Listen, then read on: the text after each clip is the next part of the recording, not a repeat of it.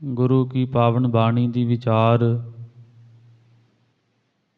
ਜੋ ਆਪਾਂ ਆਰੰਭ ਕੀਤੀ ਹੈ, ਸ੍ਰੀ ਜਪਜੀ ਸਾਹਿਬ ਜੀ ਦੀਆਂ 16 ਪੌੜੀਆਂ ਤਕਰੀਬਨ ਆਪ ਜੀ ਨੇ ਸਰਵਣ ਕੀਤੀਆਂ ਨੇ।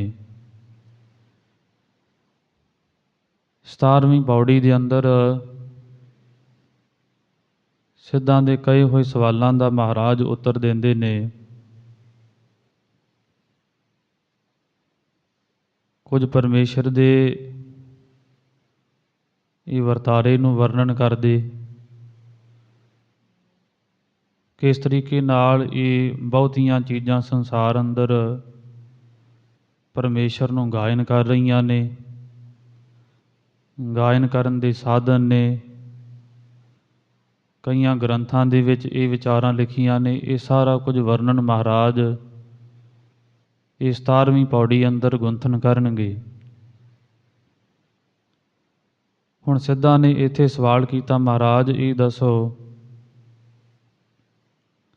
ਜੋ ਪਰਮੇਸ਼ਰ ਨੇ ਇਹ ਸ੍ਰਿਸ਼ਟੀ ਪੈਦਾ ਕੀਤੀ ਹੈ ਉਹਦੇ ਬਾਰੇ ਸਾਨੂੰ ਜਾਣਕਾਰੀ ਦਿਓ। ਕਿੱਦਾਂ ਦੇ ਲੋਕ ਨੇ ਸੰਸਾਰ ਅੰਦਰ ਰਹਿੰਦੇ, ਕਿੰਨੇ ਕੁ ਤਰ੍ਹਾਂ ਦੇ ਲੋਕ ਰਹਿੰਦੇ ਨੇ। ਤੇ ਸਤਿਗੁਰਾਂ ਜੀ ਨੇ ਫਿਰ ਉਹ ਉੱਤਰ ਕਥਨ ਕਰਦੇ ਆ, ਇੱਥੇ ਬਚਨ ਆਖੇ, ਅਸੰਖ ਜਾਪ ਅਸੰਖ ਭਾਵ। ਮਹਾਰਾਜ ਆਖਣ ਲੱਗੇ, ਦੇਖੋ ਅਸੰਖ ਕਹਿੰਦੇ ਸੰਗਤ ਜੀ ਅਣਗਿਣਤ ਨੂੰ, ਜਿਹਦੀ ਕੋਈ ਗਿਣਤੀ ਨਾ ਹੋਵੇ। ਤੇ ਮਹਾਰਾਜ ਆਖਦੇ ਉਹ ਪਰਮੇਸ਼ਰ ਨੂੰ ਜਿਹੜੇ ਜਪਣ ਵਾਲੇ ਨੇ, ਜਾਂ ਕਹਿ ਲਓ ਜਿਹੜੇ ਜਪਣ ਯੋਗ ਮੰਤਰ ਨੇ, ਉਹਨਾਂ ਦੀ ਵੀ ਕੋਈ ਗਿਣਤੀ ਨਹੀਂ, ਜਿਨ੍ਹਾਂ ਨੂੰ ਸੰਸਾਰ ਦੇ ਲੋਕ ਜਪਦੇ ਨੇ। ਜਾਂ ਕਹਿ ਲਓ ਸਿੱਖ ਸੰਗਤ ਜੀ ਆਪਣੇ ਤਰੀਕੇ ਦੇ ਨਾਲ ਉਹ ਪਰਮੇਸ਼ਰ ਨੂੰ ਗਾਇਨ ਕਰਦੇ। ਆਪਾਂ ਵੀ ਆਖਦੇ ਪਰਮੇਸ਼ਰ ਤੂੰ ਬੇਅੰਤ ਹੈ, ਅੰਤਰਜਾਮੀ ਹੈ, ਮਧੂਸੂਦਨ ਹੈ, ਸ਼੍ਰੋਮਣੀ ਹੈ। ਇਹ ਸੌਖੇ ਸੌਖੇ ਸ਼ਬਦ ਜਿਹੜੇ ਸਾਨੂੰ ਪਤਾ ਨੇ ਉਹ ਆਪਾਂ ਉਚਾਰਨ ਕਰਦੇ। ਕਿਤੇ ਆਪਾਂ ਕਲਿਆਣਕਾਰੀ ਵੀ ਆਖਿਆ ਹੈ, ਕਿਤੇ ਸੰਗਤ ਜੀ ਸਤਰੂ ਦਮਨ, ਜਾਂ ਗੁਰੂ ਗੋਬਿੰਦ ਸਿੰਘ ਮਹਾਰਾਜ ਜੀ ਨੂੰ ਵੀ ਆਪਾਂ ਆਖਦੇ ਆਨਾ ਦੁਸ਼ਟ ਦਮਨ, ਦੁਸ਼ਟਾਂ ਦਾ ਦਮਨ ਕਰਨ ਵਾਲੇ। ਇਹ ਕਹਿ ਲਓ ਪਰਮੇਸ਼ਰ ਦੀ ਵਡਿਆਈ ਦੇ ਬਚਨ ਨੇ, ਗੁਰੂ ਦੀ ਵਡਿਆਈ ਦੇ ਬਚਨ। ਗੁਰੂ ਨਾਨਕ ਦੇਵ ਮਹਾਰਾਜ ਆਖਣ ਲੱਗੇ ਉਹ ਪਰਮੇਸ਼ਰ ਨੂੰ ਜਪਣ ਵਾਲੇ ਵੀ ਅਸੰਖ ਨੇ, ਜਾਂ ਉਹ ਮੰਤਰਾਂ ਦੀ ਗਿਣਤੀ ਵੀ ਗਿਣਤੀ ਤੋਂ ਪਰੇ ਹੈ। ਫਿਰ ਉਹ ਪਰਮੇਸ਼ਰ ਦਾ ਜਾਪ ਕਰਨ ਵਾਲੇ ਵੀ ਬਹੁਤੇ, ਕਿਉਂਕਿ ਇਹ ਇੱਕ ਇੱਕ ਸ਼ਬਦ ਦੇ ਤਕਰੀਬਨ 4-4 5-5 ਸੰਗਤ ਜੀ ਅਰਥ ਜਿਹੜੇ ਉਹ ਕੀਤੇ ਜਾਣਗੇ। ਪਹਿਲਾਂ ਆਪਾਂ ਸੁਣਿਆ ਹੈ ਕਿ ਪਰਮੇਸ਼ਰ ਦੇ ਮੰਤਰ ਬੇਅੰਤ ਨੇ, ਜੋ ਸੰਸਾਰ ਦੇ ਜੀਵ ਉਹਦਾ ਨਾਮ ਲੈ ਕੇ ਉਹਨੂੰ ਜਪਦੇ ਨੇ। ਉਹਨੂੰ ਜਪਣ ਵਾਲੇ ਵੀ ਬੇਅੰਤ, ਉਹਨਾਂ ਦੀ ਵੀ ਕੋਈ ਗਿਣਤੀ ਨਹੀਂ। ਫਿਰ ਉਹ ਜਪ ਕਰਨ ਦੀਆਂ ਜਿਹੜੀਆਂ ਵਿਧੀਆਂ ਨੇ, ਪਰਮੇਸ਼ਰ ਨੂੰ ਜਪਣਾ ਉਹਦਾ ਜਿਹੜਾ ਤਰੀਕਾ ਹੈ ਉਹ ਵੀ ਬੇਅੰਤ ਹੈ। ਜਿੱਦਾਂ ਕਹਿ ਲਓ ਸੰਗਤ ਜੀ ਕਈਆਂ ਨੂੰ ਵਾਹਿਗੁਰੂ ਮੰਤਰ ਦੇ ਵਿੱਚੋਂ ਆਨੰਦ ਆਉਂਦਾ ਹੈ, ਕਈਆਂ ਨੂੰ ਗੁਰਬਾਣੀ ਪੜ੍ਹ ਕੇ ਆਨੰਦ ਆਉਂਦਾ ਹੈ। ਕਈ ਐਸੇ ਗੁਰਮੁਖ ਵੀ ਨੇ ਜਿਹੜੇ ਕੀਰਤਨ ਸੁਣਦੇ ਨੇ, ਸਾਰੀ ਸਾਰੀ ਦਿਹਾੜੀ ਗੁਰਬਾਣੀ ਦਾ ਕੀਰਤਨ ਸਰਵਣ ਕਰੀ ਜਾਂਦੇ, ਉਹਨਾਂ ਨੂੰ ਉਹਦੇ ਵਿੱਚੋਂ ਹੀ ਆਨੰਦ ਮਿਲਦਾ ਹੈ। ਕਈ ਇਕੱਲੇ ਗੁਰਬਾਣੀ ਨੂੰ ਸਰਵਣ ਕਰਕੇ ਆਨੰਦ ਲੈਂਦੇ ਨੇ, ਕਈ ਗੁਰਬਾਣੀ ਦੇ ਅਰਥ ਪੜ੍ਹ ਲੈ ਕੇ ਉਹ ਆਨੰਦ ਮਾਣਦੇ। ਇਹ ਵੱਖ-ਵੱਖ ਆਪੋ ਆਪਣੇ ਸੰਗਤ ਜੀ ਸੁਭਾਅ ਨੇ, ਜਾਂ ਕਹਿ ਲਈਏ ਕਿ ਸੁਭਾਵਾਂ ਦੇ ਅਨੁਸਾਰ ਹੀ ਸੰਗਤ ਜੀ ਆਪੋ ਆਪਾਂ ਕੁਝ, ਜੋ ਸਾਨੂੰ ਕਿਸੇ ਨੂੰ ਕੋਈ ਵਸਤੂ ਪਸੰਦ ਹੈ ਖਾਣ ਵਿੱਚ, ਕਿਸੇ ਨੂੰ ਕੋਈ ਪਸੰਦ ਹੈ। ਆਪੋ ਆਪਣਾ ਜ਼ੁਬਾਨ ਦਾ ਰਸ ਹੀ ਹੈ ਨਾ, ਕਿਸੇ ਨੂੰ ਕਿਸੇ ਵਿੱਚੋਂ ਬਹੁਤਾ ਆਉਂਦਾ, ਕਿਸੇ ਨੂੰ ਹੋਰ ਵਿੱਚੋਂ। ਇਸੇ ਤਰ੍ਹਾਂ ਹੀ ਨਾਮ ਜਪਣ ਦੀ ਜਿਹੜੀ ਵਿਧੀ ਹੈ, ਬਾਣੀ ਪੜ੍ਹਨ ਦੀ ਵਿਧੀ ਹੈ, ਜਾਂ ਪਰਮੇਸ਼ਰ ਦੀ ਵਡਿਆਈ ਜਿਹੜੀ ਮਹਾਰਾਜ ਇੱਥੇ ਆਖਦੇ ਨੇ ਕਿ ਅਸੰਖ ਜਾਪ, ਜਪਣ ਯੋਗ ਦੀਆਂ ਜਿਹੜੀਆਂ ਵਿਧੀਆਂ ਨੇ ਉਹ ਵੀ ਬੇਅੰਤ ਨੇ, ਉਹ ਵੀ ਗਿਣਤੀ ਤੋਂ ਪਰੇ। ਫਿਰ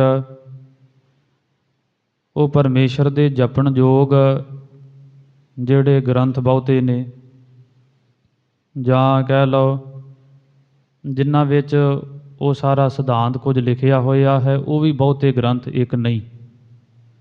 ਜਿਨ੍ਹਾਂ ਵਿੱਚ ਇਹ ਵਿਧੀਆਂ ਲਿਖੀਆਂ ਨੇ ਉਹ ਮੰਤਰ ਲਿਖੇ ਹੋਏ ਨੇ। ਫਿਰ ਅਸੰਖ ਜਾਪ, ਤੇ ਜਿਹੜੇ ਇਹਨੂੰ ਜਪਦੇ ਨੇ, ਜਪਣ ਯੋਗ ਪਰਮੇਸ਼ਰ ਨੂੰ ਜਪ ਕੇ ਤੇ ਅਸੰਖ ਹੀ ਇਹਦੇ ਫਲ ਨੇ। ਕਹਿ ਲਓ ਕਿ ਗਿਣਤੀ ਤੋਂ ਪਰੇ ਜਿਹੜੀਆਂ ਇੱਛਾਵਾਂ ਪੂਰੀਆਂ ਹੋ ਜਾਂਦੀਆਂ, ਇਹਦੀ ਵੀ ਕੋਈ ਗਿਣਤੀ ਮਿਣਤੀ ਨਹੀਂ। ਜਾਂ ਇਹ ਕਹਿ ਲਈਏ ਕਿ ਇੰਨੀਆਂ ਕੁ ਇੱਛਾਵਾਂ ਪੂਰੀਆਂ ਹੁੰਦੀਆਂ ਨੇ ਪਰਮੇਸ਼ਰ ਨੂੰ ਜਪ ਕੇ। ਤਾਂ ਕਰਕੇ ਮਹਾਰਾਜ ਜੀ ਨੇ ਇੱਥੇ ਆਖਿਆ ਹੈ ਕਿ ਪਰਮੇਸ਼ਰ ਨੂੰ ਜਿਹੜੇ ਜਪ ਲੈਂਦੇ ਨੇ ਉਹਨਾਂ ਦੀ ਗਿਣਤੀ ਵੀ ਕੋਈ ਨਹੀਂ, ਉਹਦੇ ਮੰਤਰਾਂ ਦੀ ਗਿਣਤੀ ਵੀ ਕੋਈ ਨਹੀਂ, ਉਹ ਜਪਣ ਯੋਗ ਜਿਹੜੀਆਂ ਵਿਧੀਆਂ ਨੇ ਉਹਨਾਂ ਦੀ ਵੀ ਗਿਣਤੀ ਕੋਈ ਨਹੀਂ। ਫਿਰ ਜਿਹੜੇ ਪਰਮੇਸ਼ਰ ਤੋਂ ਫਿਰ ਫਲ ਪ੍ਰਾਪਤ ਹੁੰਦੇ ਨੇ ਉਹਨਾਂ ਦੀ ਵੀ ਗਿਣਤੀ ਮਿਣਤੀ ਕੋਈ ਨਹੀਂ ਹੈ। ਅੱਗੇ ਬਚਨ ਕੀਤੇ ਨੇ, ਪਹਿਲਾ ਅਸੰਖ ਜਾਪ, ਇਹਦੇ 5 ਆਪਾਂ ਸ਼ਬਦ ਅਰਥ ਸਰਵਣ ਕੀਤੇ ਨੇ। ਹੁਣ ਅਸੰਖ ਭਾਉ, ਭਾਉ ਨਾ ਸੰਗਤ ਜੀ ਨਾਮ ਪ੍ਰੇਮ ਦਾ ਹੈ। ਇੱਥੇ ਹੁਣ ਮਹਾਰਾਜ ਜੀ ਨੇ ਬਚਨ ਵਰਤੇ ਨੇ, ਅਸੰਖੀ ਸੰਗਤ ਜੀ ਗਿਣਤੀ ਤੋਂ ਰਹਿਤ ਪ੍ਰੇਮ ਨੇ ਪਰਮੇਸ਼ਰ ਦੇ ਨਾਲ। ਫਿਰ ਅਣਗਿਣਤ ਪ੍ਰਕਾਰ ਪ੍ਰੇਮੀ ਨੇ ਜਿਹੜੇ ਪ੍ਰੇਮ ਕਰਨ ਵਾਲੇ ਨੇ। ਗਿਣਤੀ ਤੋਂ ਰਹਿਤ ਹੀ ਸੰਗਤ ਜੀ ਪ੍ਰੇਮ ਨੂੰ ਧਾਰਨ ਕਰਨਾ ਹਿਰਦੇ ਵਿੱਚ, ਇਹ ਵਿਧੀਆਂ ਨੇ। ਵਿਧੀਆਂ ਵੀ ਬੇਅੰਤ ਨੇ ਜਿਹਦੇ ਰਾਹੀਂ ਪ੍ਰੇਮਾ ਭਗਤੀ ਜਿਹੜੀ ਹਿਰਦੇ ਅੰਦਰ ਪੈਦਾ ਹੁੰਦੀ ਹੈ। ਹੁਣ ਇੱਥੇ ਦੱਸਦੇ ਅਣਗਿਣਤੀ ਜੋ ਪ੍ਰੇਮ ਕਥਨ ਵਾਲੇ ਕਰਨ ਵਾਲੇ ਗ੍ਰੰਥ ਨੇ, ਜਿਨ੍ਹਾਂ ਵਿੱਚ ਪਰਮੇਸ਼ਰ ਦੇ ਬਾਰੇ ਕੁਝ ਪ੍ਰੇਮ ਪ੍ਰਤੀ ਸੰਗਤ ਜੀ ਉਹ ਬਚਨ ਲਿਖੇ ਹੋਏ ਨੇ, ਜਿਹਦੇ ਨਾਲ ਪ੍ਰੇਮ ਪੈਦਾ ਹੋਵੇ। ਉਹ ਜਿਹੜੇ ਬਚਨ ਲਿਖੇ, ਜਿੱਦਾਂ ਆਪਾਂ ਗੁਰੂ ਕੇ ਇਤਿਹਾਸ ਵਿੱਚੋਂ ਕੋਈ ਸਾਖੀਆਂ ਲੈਂਦੇ ਆ ਨਾ, ਗੁਰੂ ਕੇ ਇਤਿਹਾਸ ਵਿੱਚੋਂ ਲੈ ਲਈਆਂ, ਕੁਝ ਦੁਆਪਰ ਯੁੱਗ ਦੀਆਂ, ਕੁਝ ਤ੍ਰੇਤੇ ਦੀਆਂ, ਦੁਆਪਰ ਦੀਆਂ, ਸਤਯੁਗ ਦੀਆਂ, ਜਿੱਥੇ ਕੁਝ ਜੀਵਾਂ ਨੇ ਪ੍ਰੇਮ ਕੀਤਾ ਤੇ ਉਹਨਾਂ ਨੂੰ ਉੱਚ ਪਦਵੀ ਪ੍ਰਾਪਤ ਹੋ ਗਈ। ਆਪਾਂ ਵੀ ਉਹ ਸਾਖੀਆਂ ਸੁਣ ਕੇ ਤੇ ਆਪਣੇ ਹਿਰਦੇ ਅੰਦਰ ਪ੍ਰੇਮ ਪ੍ਰਗਟ ਕਰਨ ਦਾ ਯਤਨ ਕਰਦੇ ਹਾਂ। ਇੱਥੇ ਮਹਾਰਾਜ ਆਖਦੇ ਨੇ ਉਹ ਪਰਮੇਸ਼ਰ ਦੇ ਪ੍ਰੇਮ ਬਾਰੇ ਕਥਨ ਕਰਨ ਵਾਲੇ ਗ੍ਰੰਥ ਵੀ ਬਹੁਤੇ ਨੇ, ਉਹਨਾਂ ਦੀ ਵੀ ਕੋਈ ਗਿਣਤੀ ਨਹੀਂ। ਫਿਰ ਜਿਨ੍ਹਾਂ ਨੇ ਉਹ ਪ੍ਰੇਮ ਹਿਰਦੇ ਅੰਦਰ ਧਾਰਨ ਕਰ ਲਿਆ, ਉਹ ਪ੍ਰੇਮ ਦੇ ਨਾਲ ਅਨੇਕਾਂ ਜਿਹੜੇ ਫਲ ਪ੍ਰਾਪਤ ਹੋ ਜਾਂਦੇ, ਉਹਨਾਂ ਦੀ ਗਿਣਤੀ ਵੀ ਕੋਈ ਨਹੀਂ। ਤੇ ਗੁਰੂ ਗੋਬਿੰਦ ਸਿੰਘ ਮਹਾਰਾਜ ਜੀ ਨੇ ਬਚਨ ਵੀ ਕਹੇ ਕਿ ਸਾਚ ਕਹਾਂ ਸੁਨ ਲੇਹੁ ਸਭੈ, ਜਿਨ ਪ੍ਰੇਮ ਕੀਓ ਤਿਨ ਹੀ ਪ੍ਰਭ ਪਾਇਓ। ਗੁਰੂ ਗੋਬਿੰਦ ਸਿੰਘ ਮਹਾਰਾਜ ਜੀ ਦੇ ਵੀ ਇਹੀ ਬਚਨ ਆਉਂਦੇ, ਜਿਹੜਾ ਗੁਰੂ ਦੇ ਨਾਲ ਪਰਮੇਸ਼ਰ ਨਾਲ ਪ੍ਰੇਮ ਕਰਦਾ ਹੈ, ਉਹਨੇ ਕੁਝ ਸੰਸਾਰ ਅੰਦਰ ਪ੍ਰਾਪਤ ਕੀਤਾ ਹੈ। ਜਾਂ ਸਾਰਿਆਂ ਦਾ ਜਿਹੜਾ ਮਾਲਕ ਪਰਮੇਸ਼ਰ ਹੈ, ਉਹਦੀ ਪ੍ਰਾਪਤੀ ਤਾਂ ਹੀ ਹੁੰਦੀ ਹੈ ਜਦੋਂ ਪ੍ਰੇਮਾ ਭਗਤੀ ਹਿਰਦੇ ਅੰਦਰ ਪੈਦਾ ਹੋਵੇ। ਇਹ ਪਹਿਲੀ ਪੰਕਤੀ ਦੇ ਆਪਾਂ ਅਰਥ ਸਰਵਣ ਕੀਤੇ ਨੇ, ਅਸੰਖ ਜਾਪ ਤੇ ਅਸੰਖ ਭਾਉ, ਇੱਕ ਪੰਕਤੀ ਹੈ ਨਾ। ਅੱਗੇ ਦੱਸਦੇ ਨੇ ਅਸੰਖ ਪੂਜਾ, ਅਸੰਖ ਤਾਪ ਤਾਉ। ਇਹ ਨਿਤਨੇਮ ਦੀਆਂ ਬਾਣੀਆਂ ਸੰਗਤ ਜੀ, ਜਿਹਦੇ ਅੰਦਰ ਵਿਸ਼ਾਦ ਰੂਪ ਕਰਕੇ ਮਹਾਰਾਜ ਜੀ ਨੇ ਇਹ ਜੀਵਾਂ ਨੂੰ ਸਮਝਾਉਣ ਦੇ ਬਾਬਤ ਇਹ ਸਿਧਾਂਤ ਜਿਹੜਾ ਬੰਨਿਆ ਹੈ। ਪਰ ਇਹ ਵਡਭਾਗੀਆਂ ਨੂੰ ਹੀ ਇਹ ਜਿਹੜੀਆਂ ਚੀਜ਼ਾਂ ਨੇ ਸਰਵਣ ਕਰਨ ਨੂੰ ਪ੍ਰਾਪਤ ਹੁੰਦੀਆਂ ਨੇ। ਇੱਥੇ ਹੁਣ ਮਹਾਰਾਜ ਆਖਦੇ ਨੇ ਅਸੰਖ ਪੂਜਾ। ਫਿਰ ਆਪਾਂ ਸਮਝੀਏ ਕਿ ਅਸੰਖ ਨਾਮ ਜਿਹੜਾ ਗਿਣਤੀ ਤੋਂ ਰਹਿਤ ਅਣਗਿਣਤ ਹੈ। ਸੰਖ ਜਿਹੜੀ ਗਿਣਤੀ ਆ ਜਾਂਦੀ ਹੈ, ਜਦੋਂ ਐੜਾ ਅੱਗੇ ਲੱਗਿਆ ਗਿਣਤੀ ਤੋਂ ਰਹਿਤ ਹੋ ਗਿਆ। ਕਾਲ ਸ਼ਬਦ ਆਪਾਂ ਵਰਤਦੇ, ਕਾਲ ਕਹਿੰਦੇ ਨੇ ਸਮੇਂ ਨੂੰ। ਜਦੋਂ ਅਕਾਲ ਕਹਿ ਦਿੱਤਾ, ਐੜਾ ਅੱਗੇ ਲਾ ਦਿੱਤਾ, ਸਮੇਂ ਤੋਂ ਰਹਿਤ ਹੋ ਗਿਆ। ਕਾਲ ਮੌਤ ਨੂੰ ਆਖਦੇ ਨੇ, ਜਦੋਂ ਐੜਾ ਅੱਗੇ ਲਾਇਆ ਮੌਤ ਤੋਂ ਰਹਿਤ ਹੋ ਗਿਆ। ਇਸੇ ਤਰ੍ਹਾਂ ਹੀ ਇਹ ਸੰਖ ਜਿਹੜੀ ਗਿਣਤੀ ਸੀ, ਤੇ ਐੜਾ ਅੱਗੇ ਲਾ ਕੇ ਜਦੋਂ ਪੜਾਂਗੇ ਅਸੰਖ, ਭਾਵ ਗਿਣਤੀ ਤੋਂ ਰਹਿਤ ਹੋ ਗਿਆ। ਇੱਥੇ ਹੁਣ ਮਹਾਰਾਜ ਆਖਦੇ ਨੇ, ਅਸੰਖ ਪੂਜਾ ਅਸੰਖ ਤਪ ਤਾਓ। ਜੋ ਪਰਮੇਸ਼ਰ ਦੀ ਪੂਜਾ ਕਰਨੀ ਹੈ ਉਹ ਵੀ ਬੇਅੰਤ ਪ੍ਰਕਾਰ ਹੈ। ਫਿਰ ਪਰਮੇਸ਼ਰ ਦੀ ਪੂਜਾ ਕਰਨ ਵਾਲੇ ਵੀ ਬੇਅੰਤ ਨੇ, ਉਹ ਵੀ ਇੱਕ ਨਹੀਂ। ਹਾਂ, ਉਹ ਵੱਖਰੀ ਗੱਲ ਹੈ ਕਿ ਨਿੱਤਰ ਦੇ ਸੰਗਤ ਜੀ ਟਾਵੇਂ ਹੀ ਨੇ, ਪਰ ਕਰਨ ਵਾਲੇ ਬਹੁਤੇ। ਸਿੱਖੀ ਧਰਮ ਅੰਦਰ ਵੀ ਬਹੁਤੇ ਨੇ ਜਿਹੜੇ ਇਹ ਪੂਜਾ ਪ੍ਰਤਿਸ਼ਠਾ ਵਿੱਚ ਲੱਗੇ ਹੋਏ। ਇਸਲਾਮ ਮਤ ਵਿੱਚ ਵੀ ਨੇ, ਹਿੰਦੂ ਮਤ ਵਿੱਚ ਵੀ। ਪਰ ਇਹਨਾਂ ਵਿੱਚੋਂ ਟਾਵੇਂ ਜਿਹੜੇ ਨਿੱਤਰ ਕੇ ਬਾਹਰ ਆਉਂਦੇ ਨੇ, ਉੱਥੇ ਸੱਚੋ ਹੀ ਸੱਚ ਨਿਬੜੈ, ਚੁਣ ਵੱਖ ਕੱਢੈ ਜਜਮਾਲੇ ਆ। ਜਿਹੜੇ ਸੱਚੇ ਹੁੰਦੇ ਨੇ ਫਿਰ ਸੰਗਤ ਦੀ, ਉੱਥੇ ਦਰਗਾਹ ਅੰਦਰ ਵੱਖ ਕੱਢ ਲਏ ਜਾਂਦੇ ਨੇ, ਉਹ ਟਾਵੇਂ ਫਿਰ ਉੱਥੇ ਨਿੱਤਰ ਆਉਂਦੇ। ਪਰ ਇੱਥੇ ਮਹਾਰਾਜ ਆਖਦੇ ਨੇ ਅਸੰਖ ਪੂਜਾ। ਪਰਮੇਸ਼ਰ ਦੀ ਪੂਜਾ ਵੀ ਬੇਅੰਤ ਤਰ੍ਹਾਂ ਕਰਕੇ ਕੀਤੀ ਜਾਂਦੀ, ਉਹਨੂੰ ਕਰਨ ਵਾਲੇ ਵੀ ਬਹੁਤੇ ਨੇ। ਪੂਜਾ ਕਰਨ ਦੀਆਂ ਵਿਧੀਆਂ ਵੀ ਅਨੇਕਾਂ ਤਰ੍ਹਾਂ ਦੀਆਂ ਨੇ। ਪੂਜਾ ਤੋਂ ਭਾਵ ਸੰਗਤ ਜੀ ਕਿ ਪਰਮੇਸ਼ਰ ਨੂੰ ਪ੍ਰਸੰਨ ਕਰਨ ਵਾਸਤੇ ਉਹ ਕਰਮ ਕਰਨੇ ਜਿਹਦੇ ਨਾਲ ਪਰਮੇਸ਼ਰ ਦੇ ਅੰਦਰ ਜਾਂ ਸਾਡੇ ਅੰਦਰ ਪ੍ਰੇਮਾ ਭਗਤੀ ਪੈਦਾ ਹੋਵੇ, ਪਰਮੇਸ਼ਰ ਸਾਡੇ 'ਤੇ ਪ੍ਰਸੰਨਤਾ ਕਰੇ, ਜਾਂ ਪ੍ਰਸੰਨ ਹੋ ਕੇ ਸਾਨੂੰ ਪ੍ਰੇਮਾ ਭਗਤੀ ਦੀ ਦਾਤ ਦੇ ਦੇਵੇ।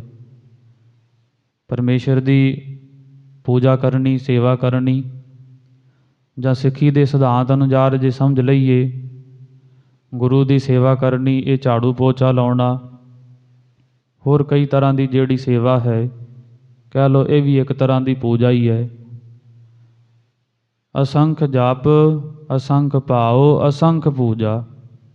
ਫਿਰ ਇਹ ਪੂਜਾ ਦੇ ਸੰਗਤ ਜੀ ਫਲ ਵੀ ਬੇਅੰਤ ਨੇ, ਉਹ ਵੀ ਗਿਣਤੀ ਤੋਂ ਪਰੇ। ਇਹ ਪੂਜਾ ਬਾਰੇ ਦੱਸਣ ਵਾਲੇ ਜਿਹੜੇ ਗ੍ਰੰਥ ਨੇ ਉਹ ਵੀ ਬੇਅੰਤ ਹੀ ਨੇ। ਜੋ ਵਿਧੀਆਂ ਨੇ ਪੂਜਾ ਕਰਨ ਦੀਆਂ ਉਹ ਵੀ ਬੇਅੰਤ ਤਰ੍ਹਾਂ ਨੇ। ਕਹਿ ਲਓ ਜੇ ਕਿਸੇ ਨੇ ਗੁਰੂ ਦੀ ਸੇਵਾ ਕਰਨੀ, ਉਹਦੀ ਵਿਧੀ ਲਿਖੀ ਹੋਈ ਹੈ। ਜੇ ਹੋਰ ਸੇਵਾ ਕਰਨੀ ਹੈ, ਆਪਾਂ ਤੇ ਸਿੱਖੀ ਅਨੁਸਾਰ ਹੀ ਸਮਝਾਂਗੇ ਨਾ। ਗੁਰੂ ਦੀ ਸੇਵਾ ਹੈ ਚੌਰ ਕਰਨਾ, ਇਹ ਵੀ ਵਿਧੀ ਇਹਦੀ ਕਰਨ ਦੀ। ਸੰਤ ਗਿਆਨੀ ਗੁਰਬਚਨ ਸਿੰਘ ਜੀ ਭਿੰਡਰਾਂ ਵਾਲੇ ਆਖਿਆ ਕਰਦੇ ਸੀ, ਉਹ ਕਹਿੰਦੇ ਭਾਈ ਜੇ ਸੱਜੇ ਹੱਥ ਨਾਲ ਕੋਈ ਚੌਰ ਕਰਦਾ ਹੈ ਨਾ ਗੁਰੂ ਤੇ ਸੰਸਾਰ ਦੀਆਂ ਦਾਤਾਂ ਮਹਾਰਾਜ ਉਹਦੀ ਝੋਲੀ ਪਾ ਦਿੰਦੇ। ਜੇ ਕੋਈ ਖੱਬੇ ਹੱਥ ਦੇ ਨਾਲ ਕਰਦਾ ਹੈ ਤੇ ਪਰਲੋਕ ਦਾ ਰਸਤਾ ਉਹਨਾਂ ਵਾਸਤੇ ਖੁੱਲ੍ਹ ਜਾਂਦਾ ਹੈ, ਪਰਲੋਕ ਦੀਆਂ ਵਡਿਆਈਆਂ ਪ੍ਰਾਪਤ ਹੋ ਜਾਂਦੀਆਂ ਨੇ। ਕਹਿ ਲਓ ਕਿ ਇਹ ਵਿਧੀ ਉਹਨਾਂ ਨੇ ਦੱਸ ਦਿੱਤੀ ਹੈ। ਫਿਰ ਇਹਦਾ ਹੋਰ ਵੀ ਨਿਯਮ ਹੈ, ਕਿਹੜੇ ਤਰੀਕੇ ਨਾਲ ਗੁਰੂ 'ਤੇ ਚੌਰ ਹੋਣਾ ਚਾਹੀਦਾ ਹੈ। ਕਿਸੇ ਵੇਲੇ ਆਪਾਂ ਦੇਖਦੇ ਸਾਹਮਣੇ ਸੰਗਤ ਦੀ ਸਿੱਧਾ ਐ ਚੌਰ ਕੀਤਾ ਸਿੱਧੇ, ਪਰ ਉੱਪਰ ਦੀ ਥੋੜ੍ਹਾ ਜਿਹਾ। ਕਹਿ ਲਓ ਕਿ ਜਿੱਦਾਂ ਮਹਾਰਾਜ ਸਾਡੇ ਗੁਰੂ ਗੋਬਿੰਦ ਸਿੰਘ ਸਾਹਿਬ ਜੀ ਸਾਹਮਣੇ ਬੈਠੇ ਹੋਣ, ਆਪਾਂ ਇੱਧਰੋਂ ਖੱਬੇ ਪਾਸੋਂ ਜਾਂ ਸੱਜੇ ਪਾਸੇ ਤੋਂ ਥੱਲੋਂ ਸੰਗਤ ਦੀ ਤਾਂਹ ਨੂੰ ਚੌਰ ਕਰਾਂਗੇ, ਸਿੱਧਾ ਨਹੀਂ। ਤੇ ਇਸੇ ਤਰ੍ਹਾਂ ਹੀ ਇਹ ਵੀ ਵਿਧੀ ਹੈ ਚੌਰ ਕਰਨ ਦੀ, ਮਹਾਰਾਜ ਜੀ ਤੇ ਪੂਜਾ ਕਰਨ ਦੀ ਵਿਧੀ ਹੈ ਨਾ। ਮਹਾਰਾਜ ਜੀ ਦੇ ਬਸਤਰ ਲਾਉਣੇ ਨੇ, ਕਿੰਨੇ ਲੱਗਣੇ ਚਾਹੀਦੇ ਨੇ, ਕਿਹੜੇ ਤਰੀਕੇ ਨਾਲ ਇਹ ਗੁਰੂ ਕੇ ਪ੍ਰਕਾਸ਼ ਸਰੂਪ ਹੋਣੇ ਚਾਹੀਦੇ, ਕਿੰਨੇ ਬਸਤਰ ਲੱਗਣ, ਪ੍ਰਕਾਸ਼ ਕਰਨ ਦਾ ਜਿਹੜਾ ਨਿਯਮ ਹੈ ਉਹ ਕੀ ਹੈ। ਜਾਂ ਕਹਿ ਲਓ ਗੁਰੂ ਕੀ ਪੂਜਾ ਹੈ, ਗੁਰਬਾਣੀ ਪੜ੍ਹਨੀ, ਜਾਪ ਕਰਨਾ, ਸਹਿਜ ਪਾਠ ਕਰਨਾ, ਅਖੰਡ ਪਾਠ ਸਾਹਿਬ ਕਰਨਾ, ਹੋਰ ਆਪਾਂ ਨਿਤਨੇਮ ਕਰਨਾ, ਇਹਦੇ ਵਿੱਚ ਵੀ ਵਿਧੀ ਆ ਨਾ ਸਾਨੂੰ ਦੱਸੀ ਕਿ ਸਿੱਖ ਅੰਮ੍ਰਿਤ ਵੇਲੇ ਉੱਠ ਕੇ ਰੱਬ ਰੱਬ ਕਰਦਿਆਂ ਇਸ਼ਨਾਨ ਕਰਨਾ ਹੈ। ਫਿਰ ਬਿਰਤੀ ਨੂੰ ਇਕਾਗਰ ਕਰਕੇ ਕੁਝ ਸਮਾਂ ਬਾਣੀ ਦਾ ਜਾਪ ਕਰਨਾ, ਵਿਧੀ ਦੱਸ ਦਿੱਤੀ ਕਿ ਅੰਮ੍ਰਿਤ ਵੇਲੇ ਦੇ ਨਾਲ ਕੁਝ ਇਕਾਗਰਤਾ ਜ਼ਰੂਰ ਬਣਾਉਣੀ ਹੈ। ਇਹ ਵਿਧੀ ਹੈ। ਹੁਣ ਅਖੰਡ ਪਾਠ ਸਾਹਿਬ ਉਹਦੀ ਵਿਧੀ ਦੱਸੀ ਸਾਨੂੰ ਕਿ ਆਹ ਨਿਯਮ ਹੈ, ਇਹਦੇ ਅਨੁਸਾਰ ਹੀ ਇਹ ਨਿਯਮ ਜਿਹੜਾ ਤੁਹਾਨੂੰ ਧਾਰਨ ਕਰਨਾ ਪੈਣਾ ਹੈ। ਕਹਿ ਲਓ ਕਿ ਸੰਸਾਰ ਅੰਦਰ ਕੋਈ ਵੀ ਕਾਰਜ ਹੈ, ਉਹਦੀ ਕਿਤੇ ਨਾ ਕਿਤੇ ਸੰਗਤ ਜੀ ਸਾਨੂੰ ਵਿਧੀ ਪੜ੍ਹਨੀ ਪੈਂਦੀ ਹੈ ਕਿ ਕਿਸ ਤਰੀਕੇ ਨਾਲ ਇਹ ਕੀਤਾ ਜਾਂਦਾ ਹੈ, ਕਿਹੜੇ ਤਰੀਕੇ ਨਾਲ ਕਰਾਂਗੇ ਤੇ ਇਹ ਕੰਮ ਸਾਡਾ ਸਫਲ ਹੋਵੇਗਾ। ਇੱਥੇ ਗੁਰੂ ਨਾਨਕ ਦੇਵ ਮਹਾਰਾਜ ਆਖਦੇ ਨੇ ਅਸੰਖ ਪੂਜਾ। ਪਰਮੇਸ਼ਰ ਦੀ ਜਿਹੜੀ ਪੂਜਾ ਕਰਨੀ, ਸੇਵਾ ਕਰਨੀ ਹੈ, ਇਹ ਵੀ ਅਸੰਖ ਤਰੀਕੇ ਨਾਲ, ਬਹੁਤੇ ਤਰੀਕੇ ਨਾਲ ਹੁੰਦੀ ਹੈ। ਵਿਧੀ ਤੇ ਇਹਦੀਆਂ ਵਿਧੀਆਂ ਵੀ ਵੱਖ-ਵੱਖ ਨੇ। ਹੁਣ ਪੂਜਾਵਾਂ ਸੰਗਤ ਜੀ ਵੱਖ-ਵੱਖ, ਪਰ ਉਹਨਾਂ ਦੀਆਂ ਵਿਧੀਆਂ ਜਿਹੜੀਆਂ ਨੇ, ਮੰਨ ਲਓ ਕੋਈ ਇੱਕ ਸੇਵਾ ਹੈ, ਚੌਰ ਸਾਹਿਬ ਦੀ ਸੇਵਾ ਕਰਨੀ, ਇਹਦੀ ਆਪਣੀ ਵੱਖਰੀ ਵਿਧੀ ਹੈ। ਅਖੰਡ ਪਾਠ ਸਾਹਿਬ ਕਰਨਾ, ਉਹਦੀ ਆਪਣੀ ਇੱਕ ਵੱਖਰੀ ਵਿਧੀ ਹੈ। ਝਾੜੂ ਲਾਉਣਾ ਹੈ, ਉਹਦੀ ਵਿਧੀ ਵੱਖਰੀ ਹੈ। ਹੋਰ ਕਹਿ ਲਓ ਲੰਗਰ ਵਿੱਚ ਸੇਵਾ ਕਰਨੀ ਹੈ, ਉਹਦੀ ਵਿਧੀ ਵੱਖਰੀ ਹੈ। ਇਹ ਤਾਂ ਕਰਕੇ ਮਹਾਰਾਜ ਆਖਦੇ ਉਹ ਗੁਰੂ ਨੂੰ ਪ੍ਰਸੰਨ ਕਰਨ ਵਾਸਤੇ ਜਿਹੜੀ ਆਪਾਂ ਪੂਜਾ ਕਰਦੇ ਹਾਂ, ਉਹਦੀਆਂ ਵਿਧੀਆਂ ਵੀ ਬੇਅੰਤ ਨੇ, ਉਹ ਵੀ ਕਥਨ ਨਹੀਂ ਕੀਤੀਆਂ ਜਾ ਸਕਦੀਆਂ। ਫਿਰ ਉਹ ਪੂਜਾ ਦੀ ਜਿਹੜੀ ਸਮੱਗਰੀ ਹੈ, ਉਹ ਵੀ ਬੇਅੰਤ ਤਰ੍ਹਾਂ ਕਰਕੇ ਹੈ। ਕਹਿ ਲਓ ਗੁਰੂ ਘਰ ਸੰਗਤ ਦੀ ਕੁਝ ਆਟਾ ਆਦਿਕ ਚੜ੍ਹਾਇਆ, ਖੁਸ਼ੀ ਲੈਣ ਵਾਸਤੇ, ਇਹ ਵੀ ਪੂਜਾ ਹੀ ਹੈ ਨਾ। ਗੁਰੂ ਘਰ ਦੇ ਵਿੱਚ ਹੋਰ ਆਦਿਕ ਵਸਤੂਆਂ ਚੜ੍ਹਾ ਦਿੱਤੀਆਂ, ਸੰਗਤ ਵਾਸਤੇ ਕੁਝ ਮਿੱਠੇ ਪ੍ਰਸ਼ਾਦ ਲੈ ਆਂਦੇ, ਫਿਰ ਕੜਾਹ ਪ੍ਰਸ਼ਾਦ ਦੀ ਦੇਗ ਕਰਵਾ ਲਈ, ਹੋਰ ਸੰਗਤ ਨੂੰ ਕੁਝ ਨਾ ਕੁਝ ਛਕਾ ਦਿੱਤਾ। ਕਹਿ ਲਓ ਕਿ ਇਹ ਸਮੱਗਰੀ ਵੀ ਬੇਅੰਤ ਤਰ੍ਹਾਂ ਕਰਕੇ ਹੈ। ਗੁਰੂ ਨੂੰ ਵਾਸਤੇ ਬਸਤਰ ਜਿਹੜੇ ਅਰਪਣ ਕਰ ਦਿੱਤੇ ਗੁਰੂ ਨੂੰ, ਗੁਰੂ ਘਰ ਵਾਸਤੇ ਹੋਰ ਵਸਤੂ ਲੈ ਆਂਦੀ। ਇਹ ਵੱਖ-ਵੱਖ ਕਹਿ ਲਓ ਸਮੱਗਰੀਆਂ ਨੇ ਗੁਰੂ ਦੀ ਪੂਜਾ ਕਰਨ ਵਾਸਤੇ। ਇੱਥੇ ਮਹਾਰਾਜ ਆਖਦੇ ਨੇ ਕਿ ਇਹ ਪੂਜਾ ਸਮੱਗਰੀ ਵੀ ਬੇਅੰਤ ਤਰ੍ਹਾਂ ਕਰਕੇ ਹੈ, ਪੂਜਾ ਦੀਆਂ ਵਿਧੀਆਂ ਵੀ ਬੇਅੰਤ ਨੇ, ਪੂਜਾ ਕਰਨ ਵਾਲੇ ਵੀ ਬੇਅੰਤ ਨੇ, ਤੇ ਫਿਰ ਉਹ ਪਰਮੇਸ਼ਰ ਦੀ ਕਈ ਤਰ੍ਹਾਂ ਕਰਕੇ ਪੂਜਾ ਹੁੰਦੀ ਹੈ। ਫਿਰ ਪੰਜਵਾਂ ਅਰਥ ਕੀ ਹੈ? ਅਸੰਖ ਪੂਜਾ। ਤੇ ਜਿਹੜੇ ਪਰਮੇਸ਼ਰ ਦੀ ਪੂਜਾ ਕਰਦੇ ਨੇ ਅਸੰਖ, ਉਹਨਾਂ ਨੂੰ ਗਿਣਤੀ ਤੋਂ ਰਹਿਤ ਹੀ ਫਿਰ ਫਲਾਂ ਦੀ ਪ੍ਰਾਪਤੀ ਹੁੰਦੀ। ਉਹ ਵੀ ਕੋਈ ਗਿਣਤੀ ਮਿਣਤੀ ਨਹੀਂ ਉਹਨਾਂ ਦੀ ਕਿ ਮੈਂ ਗੁਰੂ ਦੀ ਸੇਵਾ ਕੀਤੀ ਹੈ ਤੇ ਮੈਨੂੰ ਇੰਨਾ ਕੀ ਕੁਝ ਮਿਲਣਾ ਹੈ, ਇਹਦੀ ਵੀ ਕੋਈ ਗਿਣਤੀ ਨਹੀਂ ਹੈ। ਕਈ ਥੋੜ੍ਹੀ ਸੇਵਾ ਕਰਦੇ ਨੇ, ਮਹਾਰਾਜ ਉਹਨਾਂ ਦੇ ਸਾਰੇ ਭੰਡਾਰੇ ਭਰ ਦਿੰਦੇ। ਸੇਵਾ ਥੋੜ੍ਹੀ, ਮੰਗਣ ਬਹੁਤਾ, ਇਹ ਤੇ ਸਾਰਿਆਂ ਦੀ ਹਾਲਤ ਹੈ ਨਾ। ਸੇਵਾ ਥੋੜ੍ਹੀ ਕਰਨੀ ਪਰ ਮੰਗਣਾ ਬਹੁਤਾ, ਮਹਾਰਾਜ ਆ ਵੀ ਘਰ ਵਿੱਚ ਆਵੇ ਤੇ ਆ ਵੀ ਆਵੇ। ਇਹ ਤੇ ਸਾਰਿਆਂ ਦੇ ਮਨ ਅੰਦਰ ਇਹੀ ਖਿਆਲ ਆਉਂਦੇ। ਤੇ ਮਹਾਰਾਜ ਇੱਥੇ ਆਖਦੇ ਨੇ ਅਸੰਖ ਜਪ, ਅਸੰਖ ਭਾਉ, ਅਸੰਖ ਪੂਜਾ। ਜੇ ਗੁਰੂ ਦੀ ਸੇਵਾ ਕੀਤੀ ਹੈ ਤੇ ਅਸੰਖ, ਗਿਣਤੀ ਤੋਂ ਰਹਿਤ ਹੀ ਫਲ ਪ੍ਰਾਪਤ ਹੋਣਗੇ।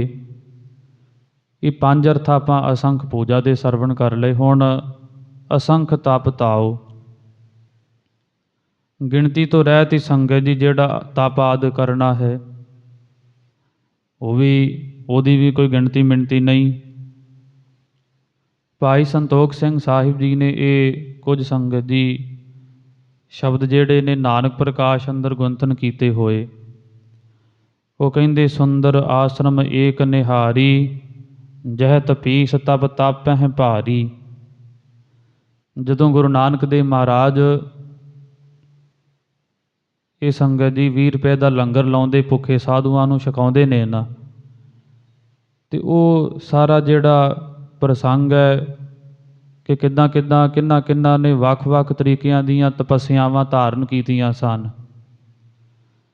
ਕਿਹ ਆਸਨ ਕੀ ਊਰਦ ਬਾਹੂ, ਬਿਟਪਨ ਲਟਕਤ ਕੋ ਉਲਟਾਹੂ।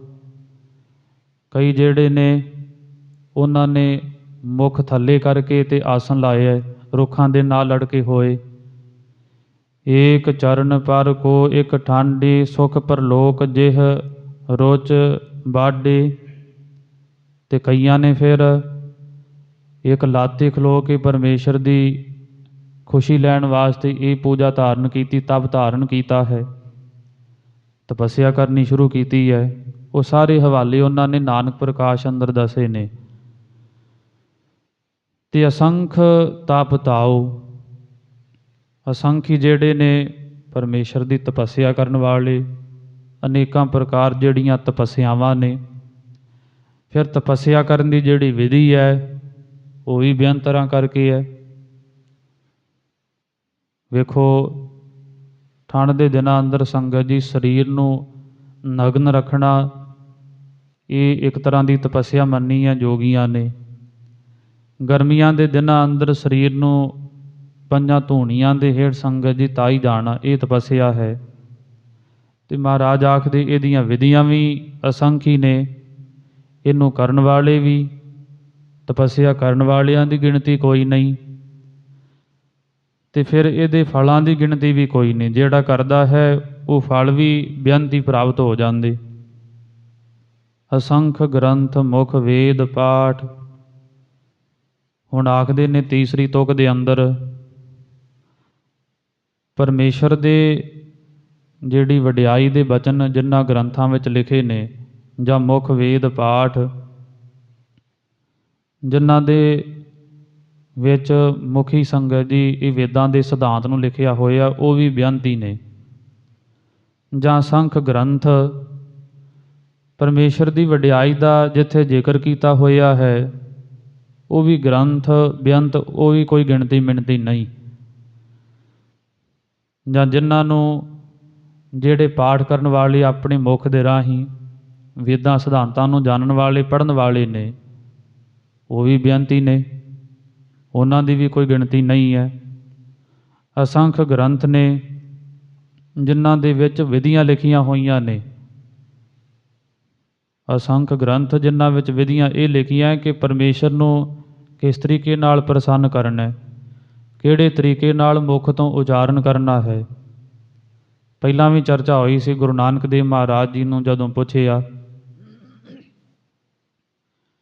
ਕਿ ਕਿਹੜੀਆਂ ਗੱਲਾਂ ਮੁਖ ਤੋਂ ਕਹਿਣੀਆਂ ਚਾਹੀਦੀਆਂ ਨੇ ਜਿਹਦੇ ਨਾਲ ਗੁਰੂ ਦੇ ਨਾਲ ਸਾਡਾ ਪ੍ਰੇਮ ਬਣੇ।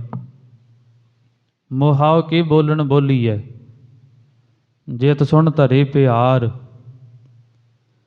ਜਦੋਂ ਸਿੱਧਾਂ ਨੇ ਇਹ ਪੁੱਛਿਆ ਕਿ ਕੀ ਕੁਝ ਕਰਨਾ ਚਾਹੀਦਾ ਹੈ ਜਿਹਦੇ ਨਾਲ ਪਰਮੇਸ਼ਰ ਪ੍ਰਤੀ ਜਾਂ ਪਰਮੇਸ਼ਰ ਸਾਡੇ ਬਚਨ ਸੁਣ ਕੇ ਸਾਡੇ ਨਾਲ ਪ੍ਰੇਮ ਕਰੇ, ਤੇ ਮਹਾਰਾਜ ਜੀ ਨੇ ਆਖਿਆ ਸੀ, ਅੰਮ੍ਰਿਤ ਵੇਲਾ ਸੱਚ ਨਾਉ ਵਡਿਆਈ ਵਿਚਾਰ। ਅੰਮ੍ਰਿਤ ਵੇਲੇ ਦੇ ਨਾਲ ਉੱਠ ਕੇ ਪਰਮੇਸ਼ਰ ਦੀ ਵਡਿਆਈ ਕਰੋਗੇ ਤੇ ਇਹਦੇ ਨਾਲ ਪ੍ਰੇਮਾ ਭਗਤੀ ਜਿਹੜੀ ਪੈਦਾ ਹੋਵੇਗੀ। ਉਦੋਂ ਵੀ ਇਹ ਗੱਲ ਪੁੱਛੀ ਤੇ ਇੱਥੇ ਵੀ ਕਹਿ ਲਓ ਉਹੀ ਗੱਲ ਆ ਰਹੀ ਹੈ। ਮਹਾਰਾਜ ਕਹਿੰਦੇ ਅਸੰਖੀ ਗ੍ਰੰਥ ਨੇ ਜਿਨ੍ਹਾਂ ਵਿੱਚ ਪਰਮੇਸ਼ਰ ਦੇ ਪ੍ਰਤੀ ਕੁਝ ਵਿਚਾਰਾਂ ਲਿਖੀਆਂ ਹੋਈਆਂ ਨੇ, ਜਿਹਨੂੰ ਪੜ੍ਹ ਕੇ ਤੇ ਆਪ ਜੀਵ ਆਪਣੀ ਕਲਿਆਣ ਕਰਵਾ ਲੈਂਦੇ ਨੇ। ਅਸੰਖ ਜੋਗ ਮਨ ਰਹਿ ਉਦਾਸ। ਅਸੰਖੀ ਸੰਗਤ ਜੀ ਜੋਗੀ ਨੇ, ਜੋ ਕਹਿ ਲਓ ਅਸੰਖ ਜੋਗ, ਅਸੰਖ ਜੋਗ ਸਾਧਨਾਵਾਂ ਨੇ, ਅਸੰਖ ਜੋਗ ਸਾਧਨਾਵਾਂ ਕਰਨ ਵਾਲੇ ਨੇ, ਅਸੰਖ ਜੋਗ ਸਾਧਨਾਵਾਂ ਕਰਨ ਦੀਆਂ ਵਿਧੀਆਂ ਨੇ। ਅਸੰਖ ਜੋਗ ਸਾਧਨਾਵਾਂ ਕਰਨ ਦੇ ਨਾਲ ਫਲ ਵੀ ਅਸੰਖੀ ਪ੍ਰਾਪਤ ਹੋ ਜਾਂਦੇ। ਬੇਅੰਤ ਫਲਾਂ ਦੀ ਪ੍ਰਾਪਤੀ ਹੁੰਦੀ ਹੈ ਜਦੋਂ ਜੀਵ ਯੋਗ ਸਾਧਨਾ ਦੇ ਵਿੱਚ ਜੁੜਦਾ ਹੈ। ਜੋਗੀਆਂ ਨੇ ਸੰਗਤ ਜੀ ਕਈ ਤਰ੍ਹਾਂ ਦੇ ਵੈਸੇ ਇਹ ਯੋਗ ਆਸਨ ਮੰਨੇ ਨੇ। ਯੋਗਾਂ ਦੇ ਬਾਰੇ ਕੁਝ ਵਿਚਾਰਾਂ ਆਉਂਦੀਆਂ, ਲੈ ਯੋਗ, ਮੰਤਰ ਯੋਗ, ਹਠ ਯੋਗ, ਰਾਜ ਯੋਗ, ਇਹ ਕੁਝ ਐਸੇ ਯੋਗ ਮੰਨੇ ਹੋਏ। ਲੈ ਯੋਗ ਤੋਂ ਭਾਵ ਸੰਗਤ ਜੀ ਇਹ ਹੈ ਕਿ ਬਿਰਤੀਆਂ ਜਿਹੜੀਆਂ ਨੇ ਸੰਸਾਰ ਦੇ ਪਦਾਰਥਾਂ ਤੋਂ ਉਪਰਾਮ ਹੋ ਜਾਣੀਆਂ। ਲੈ ਯੋਗ ਕਿਹਨੂੰ ਆਖਦੇ ਨੇ ਕਿ ਸੰਸਾਰ ਦੇ ਪਦਾਰਥਾਂ ਤੋਂ ਬਿਰਤੀ ਨੇ ਸੰਗਤ ਜੀ ਹਟ ਜਾਣਾ, ਫੁਰਨੇ ਖਤਮ ਹੋ ਜਾਣੇ, ਇਹਨੂੰ ਲੈ ਯੋਗ ਆਖਿਆ ਜਾਂਦਾ। ਬਿਰਤੀ ਇਕਾਗਰ ਹੋ ਜਾਣੀ, ਪਦਾਰਥਾਂ ਦੀ ਪਦਾਰਥ ਅਭਾਵਨੀ ਹੋ ਜਾਣੀ, ਭਾਵਨਾ ਨਾ ਰਹਿਣੀ ਕਿਸੇ ਤਰ੍ਹਾਂ ਵੀ। ਫਿਰ ਮੰਤਰ ਯੋਗ ਆਖਿਆ ਜਾਂਦਾ ਹੈ। ਮੰਤਰਾਂ ਦੇ ਰਾਹੀਂ ਬਿਰਤੀ ਨੂੰ ਸੰਗਤ ਦੀ ਇਕਾਗਰ ਕਰਨ ਦਾ ਯਤਨ ਕਰਨਾ। ਜਿਹੜੇ ਮੰਤਰਾਂ ਦੇ ਰਾਹੀਂ ਬਿਰਤੀ ਨੂੰ ਇਕਾਗਰ ਕਰਦੇ ਨੇ ਉਹਨਾਂ ਨੂੰ ਮੰਤਰ ਯੋਗੀ ਕਿਹਾ ਜਾਂਦਾ, ਕਿ ਇਹ ਮੰਤਰਾਂ ਦੇ ਰਾਹੀਂ ਯੋਗ ਸਾਧਨਾ ਵਿੱਚ ਜੁੜ ਜਾਂਦੇ। ਇੱਕ ਹੁੰਦਾ ਹੈ ਹਠ ਯੋਗ। ਹਾਹਾ ਅਤੇ ਠੱਠਾ ਸੰਗਤ ਜੀ ਇਹ ਦੋ ਅੱਖਰ ਨੇ, ਵੱਖ-ਵੱਖ ਕਰਕੇ ਵੀ ਪਦਛੇਦ ਕਰਕੇ ਵੀ ਇਹਦੇ ਅਰਥ ਕੀਤੇ ਜਾਂਦੇ। ਹਠ ਤੋਂ ਭਾਵ ਹਵਨ ਅਤੇ ਠੱਠੇ ਤੋਂ ਭਾਵ ਸੰਗਤ ਜੀ ਠੰਡ। ਹਵਨ ਤੋਂ ਭਾਵ ਕੀ ਲੈਣਾ ਹੈ? ਅੱਗ। ਹਵਨ ਦੇ ਕੁੰਡ ਵਿੱਚ ਤੇ ਅੱਗ ਹੀ ਬਲਦੀ ਹੈ ਨਾ, ਗਰਮੀ ਉਹਦੇ ਅੰਦਰ, ਅਤੇ ਠੰਡ ਜਿਹੜੀ ਸੀਤਲਤਾ ਹੋ ਗਈ।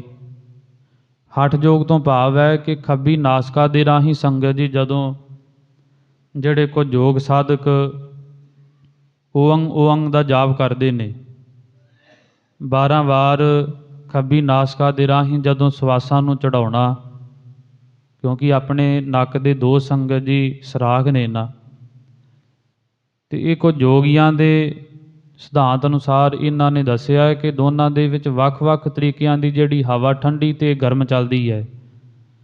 ਜਿਹੜੇ ਕੁਝ ਯੋਗੀ ਲੋਕ ਹੁੰਦੇ ਨੇ ਉਹ ਇਹ ਦੱਸਦੇ ਨੇ ਕਿ ਜਦੋਂ ਇਹ ਕਹਿ ਲਓ ਕਿ ਗਰਮ ਨਾਸਿਕਾ, ਸੱਜੀ ਨਾਸਿਕਾ ਦੇ ਰਾਹੀਂ ਸਾਨੂੰ ਸਵਾਸ ਆਉਂਦੇ ਹੋਣ, ਸਾਡੇ ਸਾਹ ਤਾਂ ਚੜ੍ਹਦੇ ਹੋਣ, ਉਦੋਂ ਭੋਜਨ ਛਕਣਾ ਚਾਹੀਦਾ ਹੈ। ਉਦੋਂ ਜਿਹੜਾ ਸਾਡਾ ਭੋਜਨ ਉਹ ਪਚ ਜਾਂਦਾ ਹੈ। ਜਦੋਂ ਖੱਬੀ ਨਾਸਿਕਾ ਦੇ ਰਾਹੀਂ ਸਾਡੇ ਸਾਹ ਚੱਲਦੇ ਨੇ, ਇਹ ਜਦੋਂ ਸੰਗਤ ਜੀ ਕੁਝ ਸਮਾਂ ਆਪਾਂ ਇਕਾਗਰਤਾ ਧਾਰਾਂਗੇ ਨਾ, ਇਹ ਚੀਜ਼ ਨੂੰ ਮਹਿਸੂਸ ਕਰਾਂਗੇ, ਫਿਰ ਸਾਨੂੰ ਇਹਦਾ ਪਤਾ ਵੀ ਚੱਲੇਗਾ ਕਿ ਹਾਂ ਆਪਾਂ ਤਾਂ ਭੁਲੇਖੇ ਵਿੱਚ ਹੀ ਰਹੇ, ਕਿ ਸਾਡੇ ਜਿਹੜਾ ਨੱਕ ਹੈ ਇਹ ਦੋਨੇ ਰਾਹ ਇਹਦੇ ਇਕੱਠੇ ਚੱਲਦੇ ਨੇ, ਪਰ ਸਾਨੂੰ ਇਹ ਗੱਲ ਦਾ ਪਤਾ ਨਹੀਂ ਚੱਲਦਾ। ਪਰ ਵੱਖ-ਵੱਖ ਸੰਗਤ ਜੀ ਇਹ ਜਦੋਂ ਸਮਝਿਆ ਜਾਵੇ ਤਾਂ ਸਾਨੂੰ ਫਿਰ ਪਤਾ ਚੱਲੇਗਾ। ਹੁਣ ਖੱਬੀ ਨਾਸਿਕਾ ਦੇ ਵਿੱਚੋਂ ਜੋ ਠੰਡੀ ਹਵਾ ਸਾਡੇ ਅੰਦਰ ਪ੍ਰਵੇਸ਼ ਕਰਦੀ, ਇੱਥੇ ਦੱਸ ਰਹੇ ਨੇ ਹਠ ਜੋ ਕਿਹਨੂੰ ਆਖਦੇ ਨੇ। 12 ਵਾਰ ਓਅੰਗ ਓਅੰਗ ਦਾ ਜਾਪ ਕੀਤਾ ਅਤੇ ਸਵਾਸ ਸੰਗਤ ਜੀ ਤਾਂਹ ਨੂੰ ਚੜ੍ਹਾਏ। 24 ਵਾਰ ਸਵਾਸਾਂ ਨੂੰ ਅੰਦਰ ਹੀ ਰੋਕ ਕੇ ਰੱਖਿਆ ਅਤੇ 24 ਵਾਰ ਉੱਥੇ ਓਅੰਗ ਓਅੰਗ ਦਾ ਜਾਪ ਕੀਤਾ। ਫਿਰ ਸੱਜੀ ਨਾਸਿਕਾ ਦੇ ਰਾਹੀਂ ਸਵਾਸ ਜਿਹੜੇ ਨੇ ਉਹ ਉਤਾਰ ਦਿੱਤੇ, ਉੱਧਰ ਹੱਥ ਰੱਖ ਲਿਆ ਅਤੇ ਸੱਜੀ ਨਾਸਿਕਾ ਦੇ ਰਾਹੀਂ ਉਹਨੂੰ ਉਤਾਰ ਦਿੱਤਾ।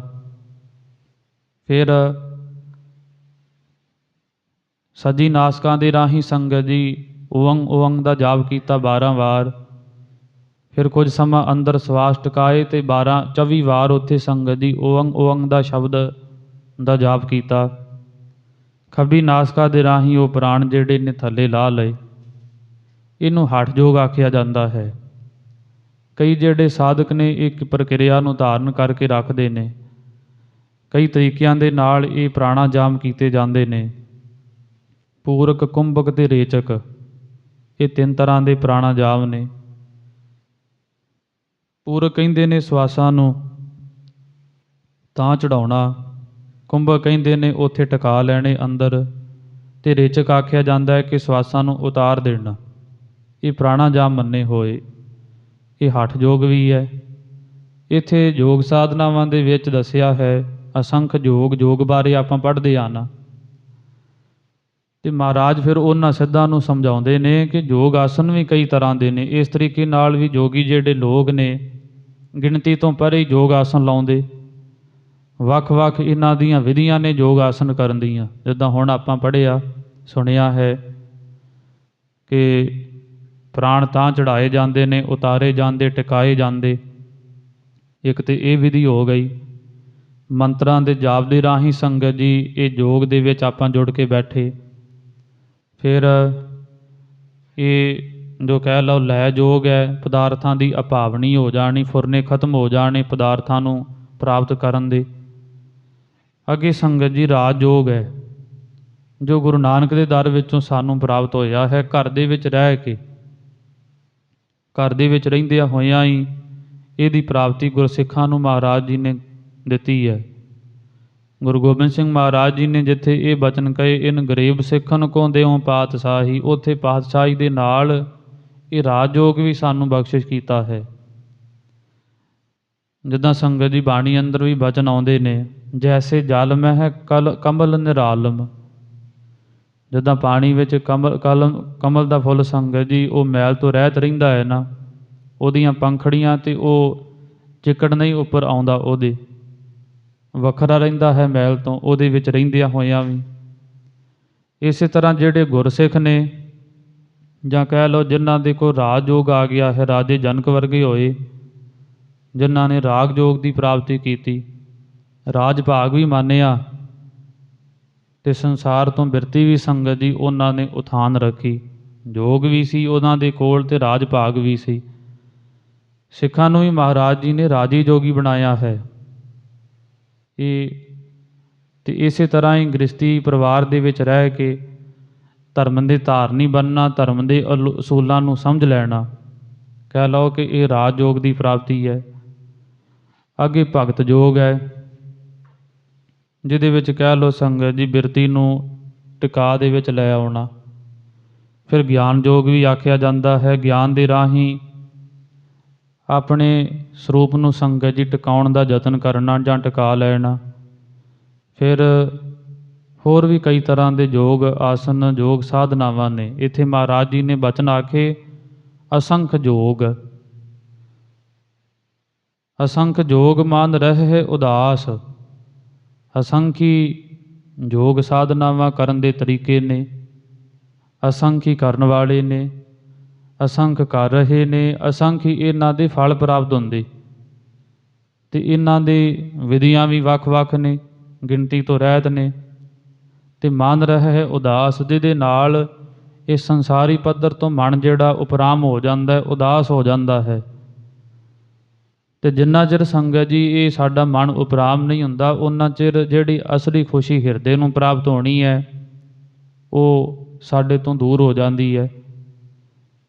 ਤੇ ਜਦੋਂ ਸਾਨੂੰ ਫਿਰ ਇਹ ਅਸੰਖ ਯੋਗ ਮਨ ਰਹਿ ਉਦਾਸ ਵਾਲੀ ਦਾਤ ਪ੍ਰਾਪਤ ਹੋ ਗਈ ਤੇ ਇਹ ਯੋਗ ਸਾਧਨਾਵਾਂ ਦੇ ਵਿੱਚ ਉਹ ਰਾਜ ਯੋਗੀ ਦੀ ਗੱਲ ਸੰਗਤ ਜੀ ਫਿਰ ਜਿਹੜੀ ਟੁਕਦੀ ਸਾਡੇ ਤੇ ਆ ਸਕਦੀ ਜੇ ਇੱਥੇ ਸੰਸਾਰ ਅੰਦਰ ਰਹਿੰਦੇ ਆ, ਪਦਾਰਥਾਂ ਦੇ ਵਿੱਚ ਰਹਿੰਦੇ ਆ, ਮੈਂ ਮੇਰੀ ਤੋਂ ਆਪਾਂ ਦੂਰ ਹੋ ਗਏ, ਪਾਸੇ ਹੋ ਗਏ। ਫਿਰ ਕੁਝ ਉਹ ਜਿਹੜਾ ਇਹ ਰਾਗ ਯੋਗ ਵਾਲਾ ਸੰਗਤ ਜੀ ਪ੍ਰੋਸੀਜਰ ਹੈ ਉਹ ਆਪਾਂ ਧਾਰਨ ਕਰ ਸਕਦੇ ਹਾਂ।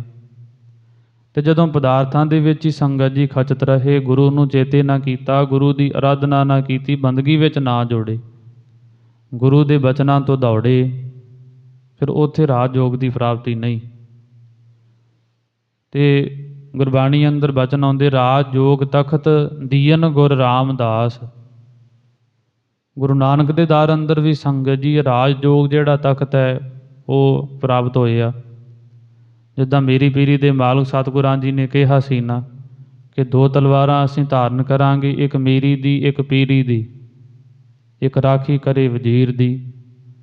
ਮੇਰੀ ਤੋਂ ਭਾਵ ਕਿ ਇਸ ਸੰਸਾਰ ਦਾ ਰਾਜ ਭਾਗ ਵੀ ਸਾਂਭਾਂਗੇ, ਤੇ ਪੀਰੀ ਤੋਂ ਸੰਗਤ ਜੀ ਉਹ ਪਰਮੇਸ਼ਰ ਦੇ ਮੁਰਸ਼ਦ ਜਾਂ ਵਾਹਿਗੁਰੂ ਪਰਮੇਸ਼ਰ ਦੇ ਸੰਗਤ ਜੀ ਅਸੀਂ ਭਗਤ ਵੀ ਬਣਾਂਗੇ। ਪਾ ਕੇ ਭਗਤ ਤੇ ਯੋਗ, ਭਗਤ ਯੋਗ ਨੂੰ ਵੀ ਗ੍ਰਹਿਣ ਕਰ ਲਿਆ, ਰਾਜ ਭਾਗ ਵੀ ਸਾਂਭਿਆ। ਇੱਥੇ ਰਾਜ ਯੋਗ ਦੀ ਗੱਲ ਕੀਤੀ ਹੈ ਕਿ ਇਹ ਫਿਰ ਗੁਰੂ ਨਾਨਕ ਦੇ ਦਰ ਵਿੱਚੋਂ ਸੰਗਤ ਜੀ ਸਾਨੂੰ ਪ੍ਰਾਪਤ ਹੁੰਦਾ ਹੈ। ਤੇ ਮਹਾਰਾਜ ਕਹਿੰਦੇ ਉਹ ਵੀ ਬੇਅੰਤੀ ਨੇ ਜਿਨ੍ਹਾਂ ਨੇ ਇਹ ਜੋ ਰਾਜ ਯੋਗ ਦੀ ਪ੍ਰਾਪਤੀ ਕਰ ਲਈ, ਜਾਂ ਯੋਗ ਸਾਧਨਾ ਕਰਨ ਵਾਲੇ ਬੇਅੰਤ ਨੇ, ਵਿਧੀਆਂ ਬੇਅੰਤ ਨੇ, ਤੇ ਮਨ ਰਹੇ ਉਦਾਸ ਇਹ ਵੀ ਬੇਅੰਤ ਨੇ। ਸੰਸਾਰ ਅੰਦਰ ਇਹਨਾਂ ਦੀ ਵੀ ਕੋਈ ਗਿਣਤੀ ਨਹੀਂ ਕਿ ਕਿੰਨੇ ਕੁ ਪ੍ਰੇਮਾ ਭਗਤੀ ਵਿੱਚ ਜੁੜ ਕੇ ਤੇ ਉਹਨਾਂ ਨੇ ਆਪਣਾ ਪਾਰ ਉਤਾਰਾ ਕਰ ਲਿਆ, ਉਦਾਸ ਹੋ ਗਏ ਸੰਸਾਰ ਵੱਲੋਂ। ਤਾਂ ਹੀ ਕਵੀ ਨੇ ਬੋਲ ਆ ਕੇ, ਤਾਰੇ ਕਿਨੇ ਜਾਤ ਤੇਰੇ ਤਾਰੇ ਨਾ ਗਿਨਾਤ ਹੈ। ਸੰਸਾਰ ਅੰਦਰ ਸੰਗਤ ਜੀ ਜਦੋਂ ਰਾਤ ਪੈਂਦੀ ਹੈ, ਹਨੇਰਾ ਹੁੰਦਾ ਹੈ, ਤੇ ਜਿਹੜੇ ਤਾਰੇ ਕੁਝ ਟਿਮਟਮਾਉਂਦੇ ਸਾਨੂੰ ਨਜ਼ਰੀ ਆਉਂਦੇ, ਜਿਨ੍ਹਾਂ ਦੀ ਗਿਣਤੀ ਤੇ ਹੋਣੀ ਮੁਸ਼ਕਲ ਹੀ ਹੈ, ਨਹੀਂ ਹੁੰਦੀ। ਪਰ ਕਵੀ ਨੇ ਆਖਿਆ ਕਿਤੇ ਕੋਈ ਹੁਣ ਸਾਇੰਸ ਦਾ ਯੁੱਗ ਹੈ, ਕੋਈ ਕਰ ਲਵੇ, ਉਹਨਾਂ ਦੀ ਗਿਣਤੀ ਕਰ ਲਵੇ ਤਾਰਿਆਂ ਦੀ ਕਿਸੇ ਤਰੀਕੇ ਜੰਤਰ ਦੇ ਰਾਹੀਂ। ਪਰ ਤੇਰੇ ਤਾਰੇ ਨਾ ਗਿਨਾਤ ਹੈ, ਹੇ ਪਰਮੇਸ਼ਰ, ਜਿਹੜੇ ਤੂੰ ਤਾਰ ਦਿੱਤੇ ਸੰਸਾਰ ਤੋਂ, ਉਹਨਾਂ ਦੀ ਗਿਣਤੀ ਕੋਈ ਨਹੀਂ। ਤੇ ਜਿਨ੍ਹਾਂ ਨੂੰ ਸੰਗਤ ਜੀ ਉਪਰਾਮਤਾ ਪ੍ਰਾਪਤ ਹੋਈ ਉਹੀ ਤਰਨਗੇ ਨਾ। ਇੱਥੇ ਮਹਾਰਾਜ ਆਖਦੇ ਨੇ ਮਨ ਰਹਿ ਉਦਾਸ, ਜਿਹੜੇ ਸੰਸਾਰ ਵੱਲੋਂ ਸੰਗਤ ਜੀ ਉਦਾਸ ਹੋ ਗਏ, ਬਿਰਤੀ ਉਪਰਾਮ ਹੋ ਗਈ, ਉਹੀ ਫਿਰ ਪਰਲੋਕ ਦੇ ਰਸਤੇ ਦੀ ਪ੍ਰਾਪਤੀ ਕਰਨਗੇ। ਸਾਰਿਆਂ ਨੂੰ ਥੋੜ੍ਹਾ ਇਹ ਜਿਹੜਾ ਗੁਣ ਪ੍ਰਾਪਤ ਹੋ ਜਾਂਦਾ ਹੈ। ਅੱਗੇ ਦੱਸਦੇ ਅਸੰਖ ਭਗਤ ਗੁਣ ਗਿਆਨ ਵਿਚਾਰ। ਅਸੰਖ ਬੇਅੰਤਰਾਂ ਕਰਕੇ ਪਰਮੇਸ਼ਰ ਦੀ ਭਗਤੀ ਹੈ। ਅਸੰਖ ਤਰ੍ਹਾਂ ਕਰਕੇ ਉਹ ਭਗਤੀ ਕਰਨ ਵਾਲੇ ਨੇ, ਅਸੰਖ ਤਰ੍ਹਾਂ ਕਰਕੇ ਉਹ ਭਗਤੀ ਕਰਨ ਦੇ ਤਰੀਕੇ ਨੇ, ਵਿਧੀਆਂ ਨੇ, ਅਤੇ ਅਸੰਖ ਤਰ੍ਹਾਂ ਕਰਕੇ ਸੰਗਤ ਜੀ ਉਹ ਪਰਮੇਸ਼ਰ ਦੀ ਭਗਤੀ ਦੇ ਸਾਨੂੰ ਫਲ ਪ੍ਰਾਪਤ ਹੁੰਦੇ। ਇਹ ਮਹਾਰਾਜ ਜੀ ਇੱਥੇ ਦੱਸ ਰਹੇ। ਅਤੇ ਅਸੰਖੀ ਗ੍ਰੰਥਾਂ ਵਿੱਚ ਭਗਤੀ ਕਰਨ ਬਾਬਤ ਲਿਖਿਆ ਹੋਇਆ ਹੈ। ਵੱਖ ਵੱਖ ਧਰਮ ਨੇ ਅਤੇ ਵੱਖ ਵੱਖ ਧਰਮਾਂ ਦੇ ਵਿੱਚ ਪਰਮੇਸ਼ਰ ਦੀ ਪ੍ਰਸੰਨਤਾ ਲੈਣ ਵਾਸਤੇ ਉਹਨਾਂ ਨੇ ਗ੍ਰੰਥਾਂ ਵਿੱਚ ਸੰਗਤ ਜੀ ਦਰਜ ਕੀਤਾ ਹੋਇਆ ਹੈ ਕਿ ਇੱਦਾਂ ਪਰਮੇਸ਼ਰ ਦੀ ਪ੍ਰਸੰਨਤਾ ਲੈਣੀ ਹੈ, ਇੱਦਾਂ ਤੁਹਾਨੂੰ ਕੁਝ ਮਿਲੇਗਾ। ਸਿੱਖੀ ਅੰਦਰ ਵੀ ਮਹਾਰਾਜ ਜੀ ਨੇ ਸਾਨੂੰ ਦੱਸਿਆ ਹੈ, ਜਿਨ ਪ੍ਰੇਮ ਕੀਓ ਤਿਨ ਹੀ ਪ੍ਰਭ ਪਾਇਓ, ਇਹ ਬਚਨ ਲਿਖ ਦਿੱਤੇ।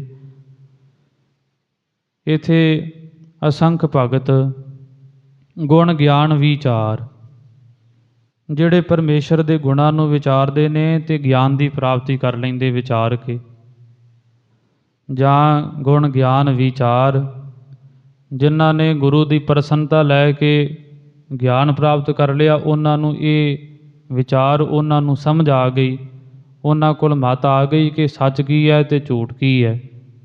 ਵਿਚਾਰ ਕਰਨ ਬਾਰੇ ਉਹਨਾਂ ਨੂੰ ਸੰਗਤ ਜੀ ਇਹ ਪਤਾ ਚੱਲਿਆ ਹੈ। ਜਿਨ੍ਹਾਂ ਦੇ ਕੋਲ ਗਿਆਨ ਆ ਗਿਆ ਗੁਰੂ ਦੀ ਕਿਰਪਾ ਦੇ ਦੁਆਰਾ, ਜਾਂ ਜਿਨ੍ਹਾਂ ਨੇ ਵਿਚਾਰ ਕਰ ਲਈ ਹੈ, ਉਹਨਾਂ ਦੇ ਕੋਲ ਫਿਰ ਜਿਹੜੇ ਇਹ ਗਿਆਨ ਦੇ ਸਾਧਨ ਨੇ ਕੁਝ ਉਹ ਆ ਜਾਂਦੇ ਨੇ, ਕਿਉਂਕਿ ਗਿਆਨ ਦੇ ਵੀ ਕੁਝ ਸਾਧਨ ਮੰਨੇ ਹੋਏ ਨੇ ਨਾ। ਸਤ, ਸੰਤੋਖ, ਦਇਆ, ਧਰਮ, ਵਿਚਾਰ, ਕਰੁਣਾ, ਮੁਦਤਾ, ਮੈਤਰੀ ਇਹ ਸਾਰਾ ਕੁਝ, ਸੱਚ ਦੇ ਪਹਿਰਾ ਦੇਣਾ, ਫਿਰ ਸੰਤੋਖੀ ਰਹਿਣਾ, ਦਇਆ ਧਾਰਨੀ, ਧਰਮ ਦੇ ਵਿੱਚ ਪਰਪੱਕ ਰਹਿਣਾ, ਧਰਮੀ ਬਣ ਕੇ ਰਹਿਣਾ, ਧਰਮ ਦੇ ਨਿਯਮ ਦੇ ਵਿੱਚ ਪਰਪੱਕ ਰਹਿਣਾ।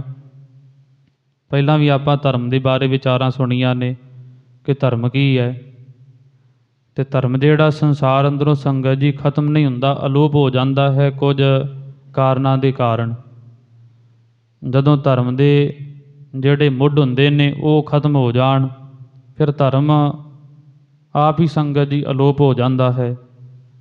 ਫਿਰ ਉਹਨੂੰ ਪ੍ਰਗਟ ਕਰਨ ਵਾਸਤੇ ਪਰਮੇਸ਼ਰ ਇਹ ਕਲਾ ਵਰਤਾ ਕੇ ਕੋਈ ਸੰਸਾਰ ਅੰਦਰ ਐਸਾ ਪੁਰਖ ਭੇਜਦਾ ਹੈ, ਜਿਹੜਾ ਧਰਮ ਦੀ ਫਿਰ ਪਰਪੱਕਤਾ ਕਰਦਾ ਆਣ ਕੇ ਸੰਸਾਰ ਦੇ ਵਿੱਚ, ਅਤੇ ਧਰਮ ਜਿਹੜਾ ਅਲੋਪ ਹੋਇਆ ਸੀ ਉਹ ਫਿਰ ਪ੍ਰਗਟ ਹੋ ਜਾਂਦਾ। ਇੱਥੇ ਮਹਾਰਾਜ ਆਖਦੇ ਨੇ, ਜਦੋਂ ਅਸੰਖ ਭਗਤ ਗੁਣ ਗਿਆਨ ਵਿਚਾਰ, ਜਿਹੜੇ ਭਗਤੀ ਕਰਨ ਵਾਲੇ ਉਹ ਵੀ ਬੇਅੰਤ ਨੇ, ਗਿਣਤੀ ਤੋਂ ਪਰੇ, ਅਤੇ ਜਿਨ੍ਹਾਂ ਨੇ ਕੀਤੀ ਹੈ ਭਗਤੀ, ਜਿਨ੍ਹਾਂ ਨੇ ਗ੍ਰਹਿਣ ਕਰ ਲਈ ਜੀਵਨ ਅੰਦਰ, ਉਹਨਾਂ ਨੂੰ ਪਰਮੇਸ਼ਰ ਦੇ ਗੁਣਾਂ ਦੇ ਬਾਰੇ ਵਿਚਾਰ ਪਤਾ ਚੱਲ ਗਿਆ, ਗਿਆਨ ਆ ਗਿਆ ਉਹਨਾਂ ਦੇ ਕੋਲ। ਪਰਮੇਸ਼ਰ ਦੇ ਕੈਸੇ ਗੁਣ ਨੇ, ਕੈਸੀ ਦਿਆਲਤਾ ਹੈ ਉਹਦੇ ਅੰਦਰ, ਜਾਂ ਉਹਦੇ ਅੰਦਰ ਗੁਣ ਕਿਹੜੇ ਨੇ। ਇਹੀ ਸੰਗਤ ਜੀ ਸਤ, ਸੰਤੋਖ, ਦਇਆ, ਧਰਮ, ਇਹ ਪਰਮੇਸ਼ਰ ਅੰਦਰ ਗੁਣ ਨੇ ਨਾ, ਉਹਨਾਂ ਨੂੰ ਇਹਦੇ ਬਾਰੇ ਪਤਾ ਚੱਲਿਆ ਹੈ। ਇਹ ਇੱਥੇ ਗੁਰੂ ਨਾਨਕ ਦੇਵ ਮਹਾਰਾਜ ਉਹਨਾਂ ਸਿੱਧਾਂ ਨੂੰ ਇਹ ਕੁਝ ਸਵਾਲਾਂ ਦੇ ਉੱਤਰ ਦੇ ਰਹੇ ਨੇ। ਹੁਣ ਸਾਡੇ ਵੀ ਸੰਗਤ ਜੀ ਕਿਤੇ ਨਾ ਕਿਤੇ ਮਨਾਂ ਅੰਦਰ ਖਿਆਲ ਆਉਂਦੇ ਨੇ ਕਿ ਅਸੀਂ ਸੇਵਾ ਕਿਹੜੇ ਤਰੀਕੇ ਨਾਲ ਕਰੀਏ। ਇੱਥੇ ਮਹਾਰਾਜ ਦੱਸ ਰਹੇ ਨੇ ਨਾ, ਹੈ ਜਿਹੜੀ ਸੇਵਾ ਹੈ, ਪੂਜਾ ਹੈ, ਭਗਤੀ ਹੈ, ਇਹ ਬੇਅੰਤ ਤਰ੍ਹਾਂ ਕਰਕੇ ਹੈ। ਵੱਖ ਵੱਖ ਧਰਮਾਂ ਦੇ ਵਿੱਚ ਵੱਖ ਵੱਖ ਤਰ੍ਹਾਂ ਕਰਕੇ ਸੰਗਤ ਜੀ ਇਹ ਭਗਤੀ ਨੂੰ ਕਰਨ ਬਾਬਤ ਉਹਨਾਂ ਦਾ ਹਵਾਲਾ ਪ੍ਰਾਪਤ ਹੁੰਦਾ ਹੈ। ਹਰੇਕ ਧਰਮ ਨੇ ਆਪੋ ਆਪਣੇ ਤਰੀਕੇ ਨਾਲ ਉਹ ਪਰਮੇਸ਼ਰ ਦੀ ਪ੍ਰੇਮਾ ਭਗਤੀ ਜਿਹੜੀ ਕਰਨੀ ਚਾਹੀ ਹੈ। ਕੋਈ ਵੀ ਮਤ ਲੈ ਲਓ, ਅਸਲ ਦੇ ਵਿੱਚ ਜਦੋਂ ਪ੍ਰੇਮਾ ਭਗਤੀ ਕੋਲ ਆਉਂਦੀ ਹੈ, ਉਦੋਂ ਜਿਹੜਾ ਧਰਮ ਜਿਹੜਾ ਪਰਪੱਕ ਹੁੰਦਾ ਹੈ ਸਾਡੇ ਕੋਲ। ਜਿਨ ਪ੍ਰੇਮ ਕੀਓ ਤਿਨ ਹੀ ਪ੍ਰਭ ਪਾਇਓ, ਜਦੋਂ ਪ੍ਰਭੂ ਪਰਮੇਸ਼ਰ ਦੀ ਪ੍ਰਾਪਤੀ ਹੋਈ ਉਦੋਂ ਹੀ ਆਪਾਂ ਧਰਮੀ ਬਣਨਾ ਹੈ, ਕਿਉਂਕਿ ਉਹਦੀ ਪ੍ਰਾਪਤੀ ਦੇ ਨਾਲ ਹੀ ਸਾਡੇ ਅੰਦਰ ਜਿਹੜੇ ਸ੍ਰੇਸ਼ਟ ਗੁਣ, ਧਰਮ ਦੇ ਜਿਹੜੇ ਚਿੰਨ੍ਹ ਸਾਨੂੰ ਹਾਸਲ ਹੋਣਗੇ।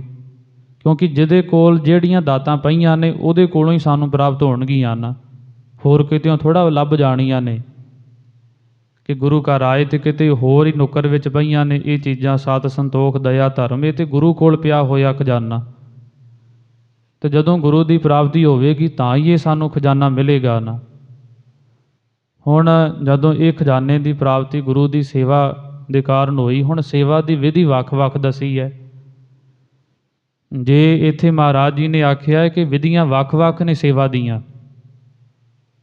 ਭਗਤੀ ਕਰਨ ਦੀਆਂ, ਪੂਜਾ ਪ੍ਰਤਿਸ਼ਠਾ ਕਰਨ ਦੀਆਂ ਵੱਖ-ਵੱਖ ਵਿਧੀਆਂ ਨੇ, ਫਿਰ ਸਾਡਾ ਫਰਜ਼ ਬਣਦਾ ਹੈ ਕਿ ਉਹ ਵਿਧੀ ਦੇ ਅਨੁਸਾਰ ਹੀ ਚੱਲਿਆ ਜਾਵੇ। ਨਹੀਂ ਤੇ ਇੱਥੇ ਮਹਾਰਾਜ ਜੀ ਨੇ ਸਿੱਧਾ ਨੂੰ ਨਹੀਂ ਸੀ ਕਹਿਣਾ ਕਿ ਵਿਧੀ ਹੈ ਹੀ ਕੋਈ ਨਹੀਂ, ਫਿਰ ਤੇ ਸਿੱਧਾ ਕੰਮ ਨਿਬੇੜ ਦਿੰਦੇ ਕਿ ਨਹੀਂ ਹੈ ਕੋਈ ਵਿਧੀ, ਜਿੱਦਾਂ ਮਰਜ਼ੀ ਕਰੀ ਚੱਲੋ ਬਸ। ਪਰ ਦੱਸੇ ਬਚਨ ਲਿਖੇ ਹੋਏ ਨੇ, ਵੱਖ-ਵੱਖ ਵਿਦਵਾਨਾਂ ਨੇ ਇਹ ਸੰਗਤ ਜੀ ਟੀਕੇ ਜਿਹੜੇ ਛਾਪੇ ਹੋਏ ਸੰਪਰਦਾਵਾਂ ਦੇ ਵਿੱਚ, ਉਹ ਲੰਮੇ ਸਮੇਂ ਤੋਂ ਜੋ ਅੱਗੇ ਤੋਂ ਅੱਗੇ ਸੰਗਤ ਜੀ ਪੀੜ੍ਹੀ ਦਰ ਪੀੜ੍ਹੀ, ਜਾਂ ਕਹਿ ਲਓ ਅੱਗੇ ਤੋਂ ਅੱਗੇ ਜਿਹੜਾ ਗੁਰੂ ਕਾ ਸਿਧਾਂਤ ਉਹ ਸਾਨੂੰ ਪੜ੍ਹਨ ਸੁਣਨ ਨੂੰ ਪ੍ਰਾਪਤ ਹੁੰਦਾ ਹੈ, ਉਹਦੇ ਵਿੱਚ ਮਹਾਰਾਜ ਜੀ ਨੇ ਇਹ ਵੀ ਜ਼ਿਕਰ ਕੀਤਾ ਹੋਇਆ ਹੈ ਕਿ ਅਸੰਖੀ ਪਰਮੇਸ਼ਰ ਦੀਆਂ ਜਿਹੜੀਆਂ ਵੱਖ-ਵੱਖ ਸੇਵਾਵਾਂ ਨੇ ਉਹਨਾਂ ਨੂੰ ਵਿਧੀਆਂ ਦੇ ਸਹਿਤ ਕਰਨਾ ਚਾਹੀਦਾ ਹੈ। ਬ੍ਰਾਹਮਣ ਲੋਕ ਹਵਨ ਤਾਉਂਦੇ ਨੇ, ਹਵਨ ਕੁੰਡ ਕਰਦੇ, ਕਈ ਕੁਝ ਸੰਗਤ ਜੀ ਉਹ ਧੂਣੀਆਂ ਤਪਾਉਂਦੇ, ਪਰ ਉਹਨਾਂ ਦੇ ਵੱਖ ਆਪਣੇ ਨਿਯਮ ਨੇ। ਉਹਦੇ ਵਿੱਚ ਰਹਿ ਕੇ ਸੰਗਤ ਜੀ ਗੁਰੂ ਨੂੰ ਪ੍ਰਸੰਨ ਕਰਨਾ ਚਾਹੁੰਦੇ, ਉਹ ਵਿਧੀ ਹੈ ਉਹਨਾਂ ਦੀ ਉਸ ਤਰੀਕੇ ਨਾਲ। ਭਾਵੇਂ ਗੁਰੂ ਨਾਨਕ ਦੇਵ ਮਹਾਰਾਜ ਜੀ ਨੇ ਇਹ ਚੀਜ਼ਾਂ ਤੋਂ ਦੂਰ ਕਰਕੇ ਸਿੱਧਾ ਪਰਮੇਸ਼ਰ ਦੀ ਪ੍ਰੇਮਾ ਭਗਤੀ ਬਾਰੇ ਮਹਾਰਾਜ ਜੀ ਨੇ ਕਿਹਾ ਹੈ, ਪਰ ਕਿਤੇ ਨਾ ਕਿਤੇ ਇਹ ਜਿਹੜੀ ਬਾਹਰੀ ਸੇਵਾ ਹੈ ਇਹ ਉਹ ਜਾਗ ਲਾਉਂਦੀ ਹੈ ਪ੍ਰੇਮਾ ਭਗਤੀ ਦੇ ਵਿੱਚ। ਪਖੰਡ ਤੋਂ ਮਹਾਰਾਜ ਜੀ ਨੇ ਦੂਰ ਕਰਕੇ ਸਿੱਧਾ ਸੱਚ ਦੇ ਨਾਲ ਜੁੜਨ ਵਾਸਤੇ ਆਖਿਆ ਹੈ ਕਿ ਇਹਨਾਂ ਨੇ ਤੁਹਾਨੂੰ ਕੁਝ ਨਹੀਂ ਦੇਣਾ। ਜਿਹੜੇ ਆਪ ਡੁੱਬਣ ਵਾਲੇ ਨੇ, ਜਿਹੜੇ ਆਪ ਤਾਰੂ ਹੋਣ, ਉਹੀ ਕਿਸੇ ਦੀ ਬਾਂਹ ਫੜ ਕੇ ਤਾਰਨਗੇ। ਤੇ ਸੱਚ ਦੇ ਨਾਲ ਮਹਾਰਾਜ ਜੀ ਨੇ ਜੋੜਿਆ ਹੈ। ਹੁਣ ਜਿਹੜੀ ਇਹ ਪ੍ਰੇਮਾ ਭਗਤੀ ਗੁਰੂ ਕੀ ਸੇਵਾ ਹੈ, ਇਹ ਵੀ ਸੱਚ ਸਿਧਾਂਤ ਨੂੰ ਮੁੱਖ ਰੱਖ ਕੇ ਕੀਤੀ ਜਾਵੇਗੀ ਤੇ ਸਫਲੀ ਮੰਨੀ ਜਾਣੀ ਹੈ ਨਾ। ਕੋਈ ਵੀ ਸੇਵਾ ਕਹਿ ਲਓ, ਜੇ ਤੇ ਉਹ ਵਿਧੀ ਪੂਰਵਕ ਕੀਤੀ ਜਾ ਰਹੀ, ਮੰਨ ਲਓ ਛੋਟੀ ਜੀ ਆਪਾਂ ਕੰਧ ਹੀ ਕੱਢਣੀ ਹੈ, ਕਿਤੇ ਆਪਣੇ ਘਰ ਵਿੱਚ ਕੱਢਦੇ, ਇੱਥੇ ਗੁਰੂ ਘਰ ਦੇ ਵਿੱਚ ਕੱਢੀਏ, ਉਹਦੀ ਵਿਧੀ ਹੈ ਕਿਹੜੇ ਤਰੀਕੇ ਨਾਲ ਕਿੱਦਾਂ ਉਹਨੂੰ ਸਿੱਧਾ ਰੱਖਣਾ। ਬਿਨਾਂ ਵਜ੍ਹਾ ਇੱਟਾਂ ਥੱਪੀ ਜਾਵਾਂਗੇ ਤੇ ਵਿੰਗੀ ਹੋ ਜਾਣ, ਡਿੱਗ ਪਵੇਗੀ। ਨਾ ਉਹ ਵੇਖਿਆ ਸਾਹ ਲਾ ਕੇ ਸੂਤ ਨਾ ਬੰਨਿਆ, ਉਹਦੀ ਵਿਧੀ ਹੈ ਨਾ ਕਿ ਇੱਦਾਂ ਸਿੱਧੀ ਕੰਧ ਹੋਣੀ ਹੈ। ਤੇ ਜਿਹਨੂੰ ਵਿਧੀ ਦਾ ਪਤਾ ਹੈ, ਮਿਸਤਰੀ ਜਿਹੜੇ ਨੇ ਉਹਨਾਂ ਨੂੰ ਇਹ ਗੱਲ ਦਾ ਪਤਾ ਹੈ ਕਿ ਕਿੱਦਾਂ ਇਹਨੂੰ ਸਿੱਧਾ ਕੀਤਾ ਜਾਣਾ। ਜੇ ਇਹ ਲੰਮੀ ਕੰਧ ਹੈ, 4 ਇੰਚੀ ਪਰਦਾ ਕਰਨਾ ਹੈ, ਤੇ ਇਹਦੇ ਵਿੱਚ ਸਾਨੂੰ ਕਿਤੇ ਨਾ ਕਿਤੇ ਥੋੜ੍ਹੇ ਥੋੜ੍ਹੇ ਜਾ ਕੇ ਤੇ ਬੁਰਜੀਆਂ ਕੱਢਣੀਆਂ ਪੈਣਗੀਆਂ, ਕੁਝ 9 ਇੰਚੀ ਦੇ ਵਾਰ ਦੇਣੇ ਪੈਣਗੇ, ਜਿਹਦੇ ਕਰਕੇ ਆਸਰਾ ਰਹੇਗਾ। ਇਹਨੂੰ ਇਹ ਵਿਧੀ ਹੈ ਨਾ ਕਿ ਉਹਨਾਂ ਨੂੰ ਪਤਾ ਹੈ। ਅਣਜਾਣ ਬੰਦਾ ਕਰੇਗਾ, ਨਾ ਵਿਧੀ ਦਾ ਪਤਾ ਹੋਣ ਕਰਕੇ ਕੰਧ ਥੋੜ੍ਹੀ ਜਿਹੀ ਉੱਚੀ ਹੋਵੇਗੀ, ਫਿਰ ਡਿੱਗੇਗੀ, ਜਾਂ ਬਾਅਦ ਦੇ ਵਿੱਚ ਡਿੱਗੇਗੀ, ਨੁਕਸਾਨ ਕਰੇਗੀ। ਪਤਾ ਹੀ ਨਹੀਂ ਕਿ ਜਦੋਂ ਇਹ ਰੇਤਾ ਦੇ ਵਿੱਚ ਕਿੰਨਾ ਸੀਮਿੰਟ ਪਾਉਣਾ, ਕਿੰਨਾ ਪਾਣੀ ਪੈਣਾ ਚਾਹੀਦਾ, ਉਹ ਤੇ ਫਿਰ ਸੰਗਤ ਜੀ ਪਾਣੀ ਬਹੁਤਾ ਪਾ ਦਿੱਤਾ ਤੇ ਉਹ ਵੀ ਪੰਗਲ ਪਾਣੀ ਬਣ ਜਾਣਾ। ਕਿੱਦਾਂ ਕਾਂਡੀ ਟਿਕਾਵਾਂਗੇ ਇੱਟਾਂ 'ਤੇ, ਉਹ ਭਰ ਕੇ ਮਸਾਲੇ ਦੀ ਵਿਧੀ ਹੈ ਉਹਦੀ ਵੀ। ਭਾਵ ਕਿ ਛੋਟੇ ਤੋਂ ਛੋਟਾ ਕੰਮ ਕਰਦੇ ਉਹਦੀਆਂ ਵਿਧੀਆਂ ਨੇ। ਇੱਥੇ ਮਹਾਰਾਜ ਜੀ ਨੇ ਆਖਿਆ ਅਸੰਖ ਭਗਤ, ਪਰਮੇਸ਼ਰ ਦੀ ਭਗਤੀ ਕਰਨ ਦੀਆਂ ਵੀ ਸੰਗਤ ਦੀ ਵਿਧੀਆਂ ਨੇ, ਗੁਰੂ ਕੀ ਸੇਵਾ ਕਰਨ ਦੀਆਂ ਵਿਧੀਆਂ ਨੇ। ਜੋ ਆਪਾਂ ਵਿਧੀਆਂ ਨੂੰ ਹੁਣ ਠੁਕਰਾ ਰਹੇ ਹਾਂ ਕਿ ਨਹੀਂ ਇੱਦਾਂ ਵੀ ਹੋ ਜਾਂਦਾ ਹੈ, ਪਰ ਇਹ ਜੋ ਨਿਯਮ ਲਿਖੇ ਹੋਏ ਨੇ ਉਸੇ ਅਨੁਸਾਰ ਹੀ ਇਹ ਕੀਤੀ ਹੋਈ ਸਾਡੀ ਭਗਤੀ ਕੀਤੀ ਹੋਈ ਸੇਵਾ ਜਿਹੜੀ ਹੈ ਉਹ ਗੁਰੂ ਨੂੰ ਪ੍ਰਵਾਨ ਹੁੰਦੀ ਹੈ। ਇਹ ਪਾਵਨ ਬੋਲ ਗੁਰੂ ਨਾਨਕ ਦੇਵ ਮਹਾਰਾਜ ਜੀ ਦੇ ਮੁਖਾਰਬਿੰਦ ਤੋਂ ਨਿਕਲੇ ਹੋਏ ਜੋ ਆਪਾਂ ਸਰਵਣ ਕਰ ਰਹੇ ਸੀ, ਜਿੱਥੇ ਮਹਾਰਾਜ ਸਿੱਧਾਂ ਨੂੰ ਪਰਮੇਸ਼ਰ ਦੀ ਬੇਅੰਤਤਾ ਦਾ ਜੋ ਜ਼ਿਕਰ ਕਰਦਿਆਂ ਹੋਇਆਂ ਪਰਮੇਸ਼ਰ ਦੀ ਵਡਿਆਈ ਕਰਦੇ ਨੇ, ਜਾਂ ਪਰਮੇਸ਼ਰ ਦੇ ਬਾਰੇ ਕੁਝ ਸਮਝਾ ਰਹੇ ਨੇ ਕਿ ਉਹਦੀ ਸ਼ਕਤੀ ਕੈਸੀ ਹੈ, ਉਹਨੂੰ ਜਪਣ ਵਾਲੇ ਕਿੰਨੇ ਕੁ ਨੇ, ਫਿਰ ਗਿਣਤੀ ਕਿੰਨੀ ਕੁ ਉਹਨਾਂ ਦੀ, ਫਿਰ ਉਹ ਵਿਧੀਆਂ ਕਿਹੜੀਆਂ ਕਿਹੜੀਆਂ, ਇਹ ਸਾਰਾ ਕੁਝ ਮਹਾਰਾਜ ਦੱਸ ਰਹੇ ਨੇ। ਸ਼ਬਦ ਸੰਗਤ ਜੀ ਤਕਰੀਬਨ ਇਹ 17ਵੀਂ ਜਿਹੜੀ ਪੌੜੀ ਪੂਰਾ ਨਹੀਂ ਹੋਇਆ, ਬਾਕੀ ਰਹਿੰਦੇ ਸ਼ਬਦ ਦੀ ਵਿਚਾਰ ਆਪਾਂ ਕੱਲ੍ਹ ਨੂੰ ਸਰਵਣ ਕਰਾਂਗੇ। ਵਿਚਾਰ ਕਰਦਿਆਂ ਹੋਈਆਂ ਭੁੱਲਾਂ ਦੀ ਮਹਾਰਾਜ ਮੁਆਫੀ ਬਖਸ਼ਣ, ਅੱਗੇ ਤੋਂ ਬੋਧ ਬਖਸ਼ਣ, ਜਿਹਦੇ ਨਾਲ ਗੁਰਬਾਣੀ ਦੇ ਅਰਥਾਂ ਦੇ ਬਾਰੇ ਪਤਾ ਚੱਲੇ।